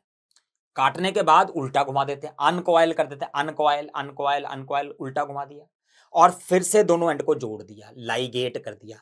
तो 3 काम क्या करते हैं ये? निक करते हैं, मतलब काट देते हैं, फिर अनकॉइल कर देते हैं। अनकॉइल को कई बार लिखते हैं they introduce the negative super coils. ये हाई फाई वर्ड है सिंपली अनकॉइलिंग का। और तीसरा फिर दोबारा जोड़ देना, उसको कहते हैं रीसील। तो 3 काम करते हैं, बट सिंपल लैंग्वेज में अगर समझना चाहो तो हाईली कॉइल्ड डीएनए को लेस कॉइल्ड डीएनए में कन्वर्ट करते हैं। तो मतलब वो डीएनए जो फिर से स्ट्रेच हो सकता है, स्ट्रेच होगा तो रेप्लिकेशन फिर से हो जाएगी। क्लियर? तो ये है डीएनए गायरेज का मैकेनिज्म। तो अगर हमने इसको इनहिबिट कर दिया डीएनए गायरेज को, तो बैक्टीरियल सेल ग्रो नहीं कर पाएगा, और अगर हमने टोपोआइसोमेरेज को इनहिबिट कर दिया तो ह्यूमन सेल ग्रो नहीं कर पाएगा। इसलिए DNA gyrase inhibitor antibiotic use करते हैं और DNA topoisomerase inhibitor anti cancer use करते हैं। ठीक, तो डीएनए गायरेज इनहिबिटर्स की यहां पे बात करेंगे। और डीएनए गायरेज इनहिबिट करने वाली केमिकली जो दवाइयां हैं उनको बोलते हैं हम क्विनोलोन्स। क्विनोलोन केमिकल स्ट्रक्चर है जो कि डीएनए गायरेज को इनहिबिट करता है। अब क्विनोलोन्स में एक दवाई आती है नेलिडिक्सिक एसिड। कौन सी है? नेलिडिक्सिक एसिड। नेलिडिक्सिक एसिड जो है अकेली क्विनोलोन है जिसमें फ्लोराइड एटम नहीं है। इसके अलावा जितनी भी दवाइयां हैं उन सब में फ्लोराइड है, तो हम उनको बोलते हैं फ्लोरोक्विनोलोन। एक ही बिना फ्लोराइड के है, वो है नेलिडिक्सिक एसिड। अब हम ये केमिकल स्ट्रक्चर क्यों पढ़ रहे हैं? नहीं पढ़ना केमिकल स्ट्रक्चर, वो इसलिए नहीं पढ़ना क्योंकि फ्लोरोक्विनोलोन जितनी भी होंगे उन सब का नाम फ्लोक्सासिन में खत्म होगा, फ्लोक्सासिन में। तो एग्जाम में क्वेश्चन क्या आता है कि all of the following are DNA gyrase inhibitors. Question क्या है? All are DNA gyrase inhibitor except, ये क्वेश्चन आता है कौन सा डीएनए गायरेज इनहिबिटर नहीं है। वो 2 फ्लोक्सासिन दे देते हैं, कोई भी एक लिवोफ्लोक्सासिन दे दिया, एक ओ फ्लोक्सासिन दे दिया, कोई भी 2 फ्लोक्सासिन दे दिए, जो हम सबको पता होता है कि ये तो डीएनए गायरेज इनहिबिटर है ही। तीसरी दवाई वो देते हैं नेलिडिक्सिक एसिड, और चौथा कुछ भी दे देते हैं। चौथा मान लो इन्होंने दे दिया, कोई भी दवाई दे दी, मान लो इन्होंने जेंटामाइसिन दे दी। ठीक है, तो हम एग्जाम में हो रहे हैं इन दो में कंफ्यूज कि डीएनए गायरेज इनहिबिटर ये दोनों तो हैं ही, इन दोनों में क्या आएगा? रिमेंबर नेलिडिक्सिक एसिड का नाम फ्लोक्सासिन में खत्म इसलिए नहीं होता क्योंकि वो फ्लोरोक्विनोलोन नहीं है, बट है तो वो भी क्विनोलोन। तो नेलिडिक्सिक एसिड भी डीएनए गायरेज को इनहिबिट करती है, तो आंसर आ जाएगा जेंटामाइसिन, या कोई भी जो भी आंसर होगा। ये 3 दवाइयां जो है वो डीएनए गायरेज इनहिबिटर हैं। रिमेंबर नेलिडिक्सिक एसिड भी डीएनए गायरेज इनहिबिटर है। ओके, अब नेलिडिक्सिक एसिड जो है इसका मेन क्लिनिकल यूज होता है यूटीआई में। ये यूरिन में बहुत हाईली कंसंट्रेट होती है, तो इसलिए मेनली यूटीआई में यूज करते हैं। ठीक है, अब बच गया मेनली फ्लोक्सासिन, ये पढ़ेंगे हम थोड़ा डिटेल में। तो सबसे पहले फ्लोक्सासिन के नाम पढ़ते हैं। हमारे पास है नॉरफ्लोक्सासिन। नॉरफ्लोक्सासिन, कई सारे फ्लोक्सासिन हैं। Norfloxacin, ciprofloxacin, ofloxacin, levofloxacin, gatifloxacin, pefloxacin, moxifloxacin, trovafloxacin, sparfloxacin. Important floxacin के हमने नाम लिखे हैं। ये कई तरह के फ्लोक्सासिन्स हैं। पहले फ्लोक्सासिन एज अ ग्रुप दवाइयाँ पढ़ते हैं। सबसे इंपॉर्टेंट चीज़ है कि ये ओरली इफेक्टिव है। फ्लोक्सासिन्स आर इफेक्टिव ओरली। और दूसरा ये साइडल भी है। रिमेंबर ज़्यादातर साइडल दवाइयाँ अभी तक हमने जो पढ़ी थी इंजेक्टेबल थी, बट ये ओरल हैं और साइडल भी हैं। तीसरा इंपॉर्टेंट चीज़, इनका जो स्पेक्ट्रम होता है वो बहुत वाइड होता है। मतलब ग्राम पॉजिटिव भी कवर करते हैं, ग्राम नेगेटिव भी कवर करते हैं। ग्राम पॉजिटिव में ये एमआरएसए भी कवर करते हैं। स्टेफाइलोकोकस है ना, तो ग्राम पॉजिटिव में एमआरएसए के अगेंस्ट भी इफेक्टिव होते हैं, और ग्राम नेगेटिव में ये सूडोमोनास भी कवर करते हैं। बट एक चीज ध्यान रखनी है, क्वेश्चन पूछ लेते हैं कई बार कि सूडोमोनास के अगेंस्ट सबसे इफेक्टिव फ्लोरोक्विनोलोन कौन सा है। सबसे इफेक्टिव फ्लोरोक्विनोलोन जो सूडोमोनास में काम आता है वो है सिप्रोफ्लोक्सासिन। सिप्रोफ्लोक्सासिन सबसे स्ट्रॉन्ग फ्लोरोक्विनोलोन है सूडोमोनास के अगेंस्ट, ठीक है। बट ज्यादा इंपॉर्टेंट क्या याद करना है कि सूडोमोनास में कौन काम नहीं करेगा, कौन नहीं करेगा, वैंकोमाइसिन नहीं करेगा, क्योंकि आंसर तो वही होना है, ठीक। तो ये इनके जनरल प्रॉपर्टीज हो गई। अब हम करते हैं स्पेशल बातें। फ्लोरोक्विनोलोन्स जो हैं ये करते हैं seizures, seizures and peripheral neuropathy. Particularly peripheral neuropathy और सीजर्स के लिए एफडीए ने ब्लैक बॉक्स वार्निंग देने को बोला है कि इसके दवाई के पत्ते के ऊपर काले बॉक्स में लिखना है कि they can cause peripheral neuropathy, ठीक है। तो ये बहुत इंपॉर्टेंट है। और ये जो साइड इफेक्ट हैं ये इनके बढ़ जाते हैं अगर हम इनको एनएसएड्स के साथ दें। तो ये इंपॉर्टेंट ध्यान रखना कि NSAID increase the risk of seizures with fluoroquinolones. तो अगर ये सीजर्स करते हैं तो कौन सी बीमारी में कॉन्ट्राइंडिकेटेड होंगे, they are contraindicated in epileptic patients. Epilepsy में कॉन्ट्राइंडिकेटेड है। फ्लोरोक्विनोलोन्स में सबसे कम सीजर करता है मॉक्सिफ्लोक्सासिन। मॉक्सिफ्लोक्सासिन में सबसे कम रिस्क होता है सीजर्स का, minimum risk of seizures is with moxifloxacin. तो फ्लोरोक्विनोलोन सीजर कर सकते हैं, सबसे कम होता है मॉक्सिफ्लोक्सासिन। दूसरा, फ्लोरोक्विनोलोन्स जो हैं वो प्रेगनेंसी में और बच्चों में कॉन्ट्राइंडिकेटेड है। बच्चों का क्या मतलब है यहाँ पे, 18 साल तक के। अब क्यों कॉन्ट्राइंडिकेटेड है, क्योंकि इन केसेस में ये कार्टिलेज और टेंडन डैमेज करते हैं। तो आपको क्या ध्यान रखना है कि टेट्रासाइक्लिन जो थे वो बोन और टीथ को अफेक्ट करते थे, ये कार्टिलेज और टेंडन को अफेक्ट करते हैं।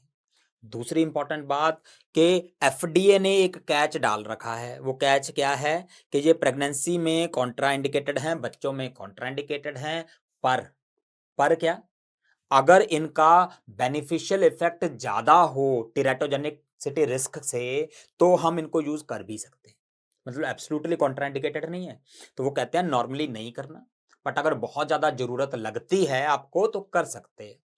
इस स्टेटमेंट के बेसिस पे फार्मास्यूटिकल कंपनीज ने क्या किया, सारे फ्लोरोक्विनोलोन के सिरप बना के रख दी कि डॉक्टर को कभी तो लगेगा कि बच्चे में दे सकते हैं तो दे देंगे। तो फ्लोरोक्विनोलोन बच्चे में प्रेगनेंसी में ज्यादा इफेक्टिव हो तो दे सकते हैं, जैसे कि सिस्टिक फाइब्रोसिस में इन्फेक्शन को कंट्रोल करने के लिए कई बार देना पड़ जाता है। बट ये बहुत ज्यादा कॉमनली ही मिसयूज होते हैं कि बच्चों में हम दे देते हैं, बिन माइल्ड इंडिकेशन में भी नहीं देना चाहिए। तो कॉन्ट्राइंडिकेटेड है, थ्योरेटिकली कॉन्ट्राइंडिकेटेड मान के चलना है, बट अगर ज्यादा जरूरी हो तो दे सकते हैं, ओके। अब है पी फॉर फोटोटॉक्सिसिटी। फ्लोरोक्विनोलोन जो है वो फोटोटॉक्सिक भी है। फोटोटॉक्सिक मतलब दवाई खाने के बाद अगर आदमी सन को एक्सपोज हुआ तो वो आदमी रैश हो जाएगी उसके। तो सबसे ज्यादा फोटोटॉक्सिक फ्लोरोक्विनोलोन जो है वो है स्पारफ्लोक्सासिन। इसलिए स्पारफ्लोक्सासिन को कॉमनली यूज नहीं करते क्योंकि बहुत ज्यादा फोटोटॉक्सिक है। वो इसके नाम में लिखा है, क्या नाम में लिखा है, इसके नाम में लिखा है सन के पार नहीं जाने देगा। नाम ही स्पार है, एस मतलब सन के पार नहीं जाने देगा, क्योंकि अगर सन के पार जाने की कोशिश करोगे तो रैश हो जाएगी। तो स्पारफ्लोक्सासिन सबसे ज्यादा फोटोटॉक्सिक है। और दूसरा, स्पारफ्लोक्सासिन लॉन्गेस्ट एक्टिंग फ्लोरोक्विनोलोन भी है। लॉन्गेस्ट एक्टिंग फ्लोरोक्विनोलोन है स्पारफ्लोक्सासिन, ठीक। तो ये हो गया फोटोटॉक्सिसिटी के बारे में। अब आता है फ्लोरोक्विनोलोन रीनल फेलियर में कॉन्ट्राइंडिकेटेड हैं। ज्यादातर फ्लोरोक्विनोलोन किडनी से निकलते हैं, और अगर किडनी फेल होगी तो निकल नहीं पाएंगे, टॉक्सिसिटी करेंगे। तो रीनल फेलियर में या तो डोज एडजस्टमेंट करनी पड़ती है या देते ही नहीं हम। तो क्वेश्चन आता है एक्सेप्ट, कौन सा फ्लोरोक्विनोलोन रीनल फेलियर में सेफ है, दे सकते हैं, तो उसका नाम है पीएमटी। याद कर लो कि अगर किडनी फेल हो जाए तो भी पीएमटी तो दे सकते हो ना यार। अगर किडनी फेल होगी तो भी पीएमटी दे सकते हो। पीएमटी क्या है? Pefloxacin, moxifloxacin, trovafloxacin. P, moxi and trovafloxacin are safe in renal failure.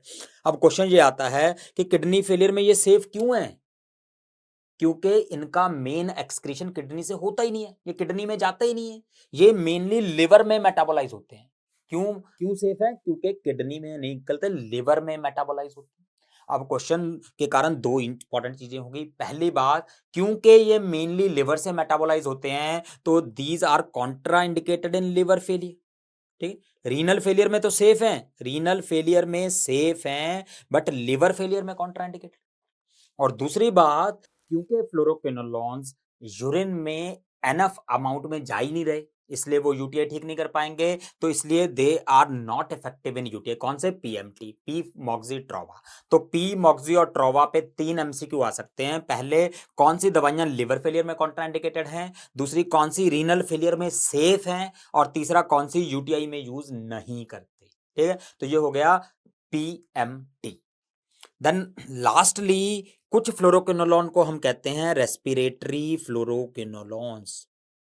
पहला क्वेश्चन है, कौन से फ्लोरोक्विनोलॉन्स को कहते हैं? वो एग्जांपल्स हैं हमारे ओफ्लॉक्सासिन, मॉक्सीफ्लॉक्सासिन, गेटिफ्लॉक्सासिन और लीवोफ्लॉक्सासिन।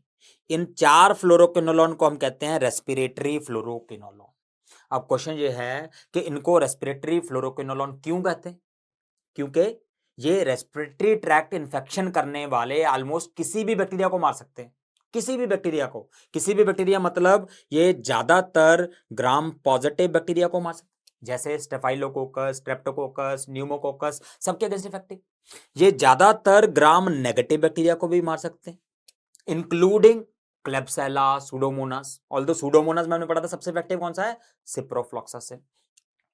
अब ये इतना ही नहीं, ये एटिपिकल बैक्टीरिया को भी मार सकते हैं। एटिपिकल बैक्टीरिया जैसे माइकोप्लाज्मा, क्लेमाइडिया, उनके अगेंस्ट भी इफेक्टिव है। यहीं पे खत्म नहीं हुआ, ये माइकोबैक्टीरियम ट्यूबरकुलोसिस के अगेंस्ट भी इफेक्टिव। तो जब हमें पता लगा कि ये ऑलमोस्ट सारे बैक्टीरिया को मार सकते हैं जो रेस्पिरेटरी ट्रैक्ट इन्फेक्शन करते हैं, तो सबसे पहले हमारे मुंह से क्या निकलेगा? ओ माय गॉड, ये तो सबको ही मार देंगे। तो इसलिए हमने इनका नाम रख दिया oh my God fluoroquinolones, OMG. Ofloxacin, moxifloxacin, gatifloxacin. और लिवो से याद करोगे, रिमेंबर लिवोफ्लॉक्सासिन तो क्या है? L isomer of ofloxacin. L ofloxacin को लिवोफ्लॉक्सासिन कहते हैं। और इन दोनों दवाइयों में फर्क क्या है? बाकी तो सेम है, इनका स्पेक्ट्रम वगैरह सब कुछ सेम है, दोनों में फर्क क्या है? इसका नाम एल से शुरू होता है तो इसका मतलब ये है ये लॉन्ग एक्टिंग है। तो आप सिर्फ याद कर लो कि लिवोफ्लॉक्सासिन कुछ नहीं है, लिवोफ्लॉक्सासिन इज लॉन्ग एक्टिंग ओफ्लॉक्सासिन, इतना याद कर लो। ठीक, तो ये हो गया रेस्पिरेटरी फ्लोरोक्विनोलॉन्स के बारे में। अब हम इंडिविजुअल फ्लोरोक्विनोलॉन्स के बारे में इंपॉर्टेंट एमसीक्यूज पढ़ते हैं। सबसे पहले नॉरफ्लॉक्सासिन जो है, नॉरफ्लॉक्सासिन यूरिन में हाईली कंसेंट्रेट होती है, इसलिए इसको यूज करते हैं यूटीआई में। नॉरफ्लॉक्सासिन मेनली यूटीआई में यूज करते हैं। और दूसरा, इसकी ओरल बायो अवेलेबिलिटी मिनिमम होती है, लीस्ट होती है, सबसे कम होती है ओरल बायो अवेलेबिलिटी नॉरफ्लॉक्सासिन। दूसरी दवाई थी वहां पे लिखी हुई सिप्रोफ्लॉक्सासिन। सिप्रोफ्लॉक्सासिन में हमने पहले पढ़ा था, खास बात क्या थी? It is drug of choice for prophylaxis. कौन सी prophylaxis? Mass chemo prophylaxis. Mass chemo prophylaxis of meningococcal meningitis. Meningococcal meningitis की मास कीमो प्रोफाइलैक्सिस के लिए ड्रग ऑफ चॉइस है सिप्रोफ्लॉक्सासिन। और दूसरा हमने अभी पढ़ा, ये बेस्ट ड्रग है, most effective fluoroquinolone for pseudomonas. Pseudomonas के अगेंस्ट फ्लोरोक्विनोलॉन्स में सबसे ज्यादा इफेक्टिव है सिप्रोफ्लॉक्सासिन। ठीक, देन नेक्स्ट है हमारी लिवोफ्लॉक्सासिन। में खास बात क्या है कि लिवोफ्लॉक्सासिन जो है इसकी मैक्सिमम ओरल बायोअवेलेबिलिटी होती है, मैक्सिमम ओरल बायोअवेलेबिलिटी नॉरफ्लॉक्सासिन से उल्टा। नॉरफ्लॉक्सासिन सबसे कम होती है और लिवो में सबसे ज्यादा होती है। गेटिफ्लॉक्सासिन इंडिया में बैन हुआ है रिसेंटली, नॉट रिसेंटली, अराउंड 10 साल हो चुके हैं। गेटिफ्लॉक्सासिन इंडिया में विड्रॉ हो गया, क्यों? क्योंकि जी का मतलब है ये ग्लूकोज को अफेक्ट करता है। गैटिफ्लॉक्सासिन ग्लूकोज को अफेक्ट करता है, क्या करता है, किसी में हाइपरग्लाइसीमिया कर देता है, किसी में हाइपोग्लाइसीमिया कर देता है। तो ग्लूकोज को अफेक्ट करता है, डिसग्लाइसीमिया करता है, इसलिए गैटिफ्लॉक्सासिन इंडिया में बंद हो गया है। सबसे इंपॉर्टेंट दवाई जो बची वो है मॉक्सीफ्लॉक्सासिन। मॉक्सीफ्लॉक्सासिन के बारे में आपको काफी कुछ आना चाहिए। क्या कुछ आना चाहिए मॉक्सीफ्लॉक्सासिन के बारे में? सबसे पहले, moxifloxacin is very long acting fluoroquinolone. In fact ये जो है ये सेकंड लॉन्गेस्ट एक्टिंग है। लॉन्गेस्ट एक्टिंग कौन सा पढ़ा था हमने? स्पारफ्लॉक्सासिन। ये सेकंड लॉन्गेस्ट एक्टिंग है। और हम ये क्या पढ़ रहे हैं? Second longest acting. हम कभी सेकंड की बात करते ही नहीं। चांद पे पहला कदम किसने रखा था? नील आर्मस्ट्रांग ने रखा था, सबको पता है। दूसरा कदम किसने रखा था? अरे उसी ने रखा था, लंगड़ा थोड़ी था। तो दूसरे कदम की तुम कभी बात नहीं करते, तो यहां क्यों बात कर रहे हैं सेकंड लॉन्गेस्ट एक्टिंग?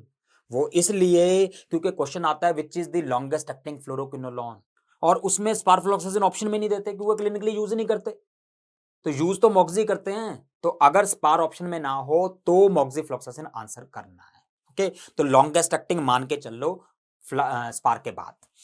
दूसरा इंपॉर्टेंट पॉइंट क्या है कि मॉक्सीफ्लॉक्सासिन जो है वो पीएमटी है। पीएमटी वाली दवाई मतलब इसमें 3 पॉइंट पढ़े थे हमने, कौन कौन से 3 पॉइंट? पहला, मॉक्सीफ्लॉक्सासिन रीनल फेलियर में सेफ है, अगर किडनी फेल होगी तो भी पीएमटी दे सकते हैं। दूसरा, लिवर फेलियर में कॉन्ट्राइंडिकेटेड है क्योंकि ये मेनली लिवर से मेटाबोलाइज होती है। और तीसरा, यूटीआई में काम नहीं करेगी क्योंकि इफेक्टिवली यूरिन में जाती ही नहीं है। ठीक। तीसरा, ये ओ माय गॉड फ्लोरोक्विनोलोन है, ये भी पढ़ा था हमने। ओ माय गॉड मतलब ज्यादातर रेस्पिरेटरी ट्रैक्ट वाले इन्फेक्शंस को ठीक कर सकती है। और फोर्थ, मॉक्सीफ्लॉक्सासिन जो है उसके बारे में खास बात है, ये एनारोब्स के अगेंस्ट भी इफेक्टिव होती है। एनारोब्स के अगेंस्ट भी इफेक्टिव होती है। और पांचवा, ये मॉक्सी एम मतलब मिनिमम रिस्क ऑफ सीजर्स है। सीजर्स का काम सबसे कम होता है मॉक्सीफ्लॉक्सासिन में। क्लियर? तो ये इंपॉर्टेंट पॉइंट्स हो गए हमारे फ्लोरोक्विनोलोन्स के बारे में। दैट मीन्स हमारा तीसरा मैकेनिज्म भी खत्म हो गया, डीएनए गायरेज इनहिबिटर्स वाला। ठीक है, अब हम मूव करते हैं लास्ट मैकेनिज्म पे। चौथा मैकेनिज्म जो हम पढ़ने जा रहे हैं, एक हम पहले पढ़ चुके हैं, चौथा इस वाले वीडियो का वो है ड्रग्स अफेक्टिंग मेम्ब्रेन्स। मेम्ब्रेन्स को अफेक्ट करने वाली दवाइयां। वैसे मेम्ब्रेन्स को अफेक्ट करने वाली दवाइयां जो होती हैं वो होती हैं एंटी फंगल। ज्यादातर एंटी फंगल ड्रग्स मेम्ब्रेन पे काम करती हैं। एम्फोटेरिसिन बी, कीटोकोनाजोल, फ्लूकोनाजोल भी मेम्ब्रेन्स पे काम करती है, वो हम अलग से पढ़ेंगे। यहाँ पे हम एंटी बैक्टीरियल की बात कर रहे हैं। तो एंटी बैक्टीरियल में मेम्ब्रेन्स पे एक्ट करने वाली 2 दवाइयां आपको पता होनी चाहिए। एक है डेप्टोमाइसिन, डेप्टोमाइसिन, और दूसरी है पॉलीमिक्सिन। और पॉलीमिक्सिन 2 तरह की हैं, पॉलीमिक्सिन बी और पॉलीमिक्सिन ई। पॉलीमिक्सिन ई का दूसरा नाम है कोलिस्टिन। कोलिस्टिन। तो डेप्टोमाइसिन की खास बात क्या है? It is a drug of choice for VRSA infection. VRS infection के लिए ड्रग ऑफ चॉइस है, बट डेप्टोमाइसिन जो है वो लंग्स में इनएक्टिवेट हो जाती है। पल्मोनरी सर्फेक्टेंट जो है वो इसको इनएक्टिव कर देता है, तो इसलिए वीआरएसए के बाकी इन्फेक्शन में तो दे सकते हैं, बट निमोनिया में काम नहीं आता। वीआरएसए निमोनिया के लिए ड्रग ऑफ चॉइस क्या थी? लिनेजोलाइड। निमोनिया के लिए लिनेजोलाइड है, बाकी सब में डेप्टोमाइसिन है। मेजर साइड इफेक्ट क्या है डेप्टोमाइसिन का? वो है मायोपैथी। डेप्टोमाइसिन का मेन साइड इफेक्ट है मायोपैथी। ठीक, अब आते हैं हम पॉलीमिक्सिन पे। P for polymyxin B, P for polymyxin E, P for pseudomonas. तो पॉलीमिक्सिन जो है वो मेनली ग्राम नेगेटिव बैक्टीरिया में इफेक्टिव है, इंक्लूडिंग सूडोमोनास। तो रिमेंबर, सूडोमोनास के लिए इतनी सारी दवाइयां हमने पढ़ ली, पर याद क्या रखना है? कौन सी दवाई इफेक्टिव नहीं है, कौन सी नहीं है? वैंकोमाइसिन, वो आपको आना चाहिए। ठीक। अब दूसरी बात, जो कोलिस्टिन है ये हमने पढ़ा था, पॉलीमिक्सिन ई जो है वो हमने पढ़ा था कि it is a drug of choice for NDM producing bacteria, New Delhi metallo beta lactamase producing bacteria. तो New Delhi metallo beta lactamase producing bacteria को क्या बोलते थे हम? Super bug. तो सुपर बग के लिए ड्रग ऑफ चॉइस है कोलिस्टिन। तो ये इंपॉर्टेंट पॉइंट हो गए डिफरेंट मैकेनिज्म्स के बारे में। तो क्विकली हम रिवाइज कर लेते हैं कि हमने इस वीडियो में क्या क्या पढ़ा है। इस वीडियो में हमने 4 मैकेनिज्म पढ़े हैं। हमने स्टार्ट किया प्रोटीन सिंथेसिस इनहिबिटर्स के, उसके बाद हमने पढ़े ड्रग्स अफेक्टिंग दी फॉलिक एसिड मेटाबॉलिज्म।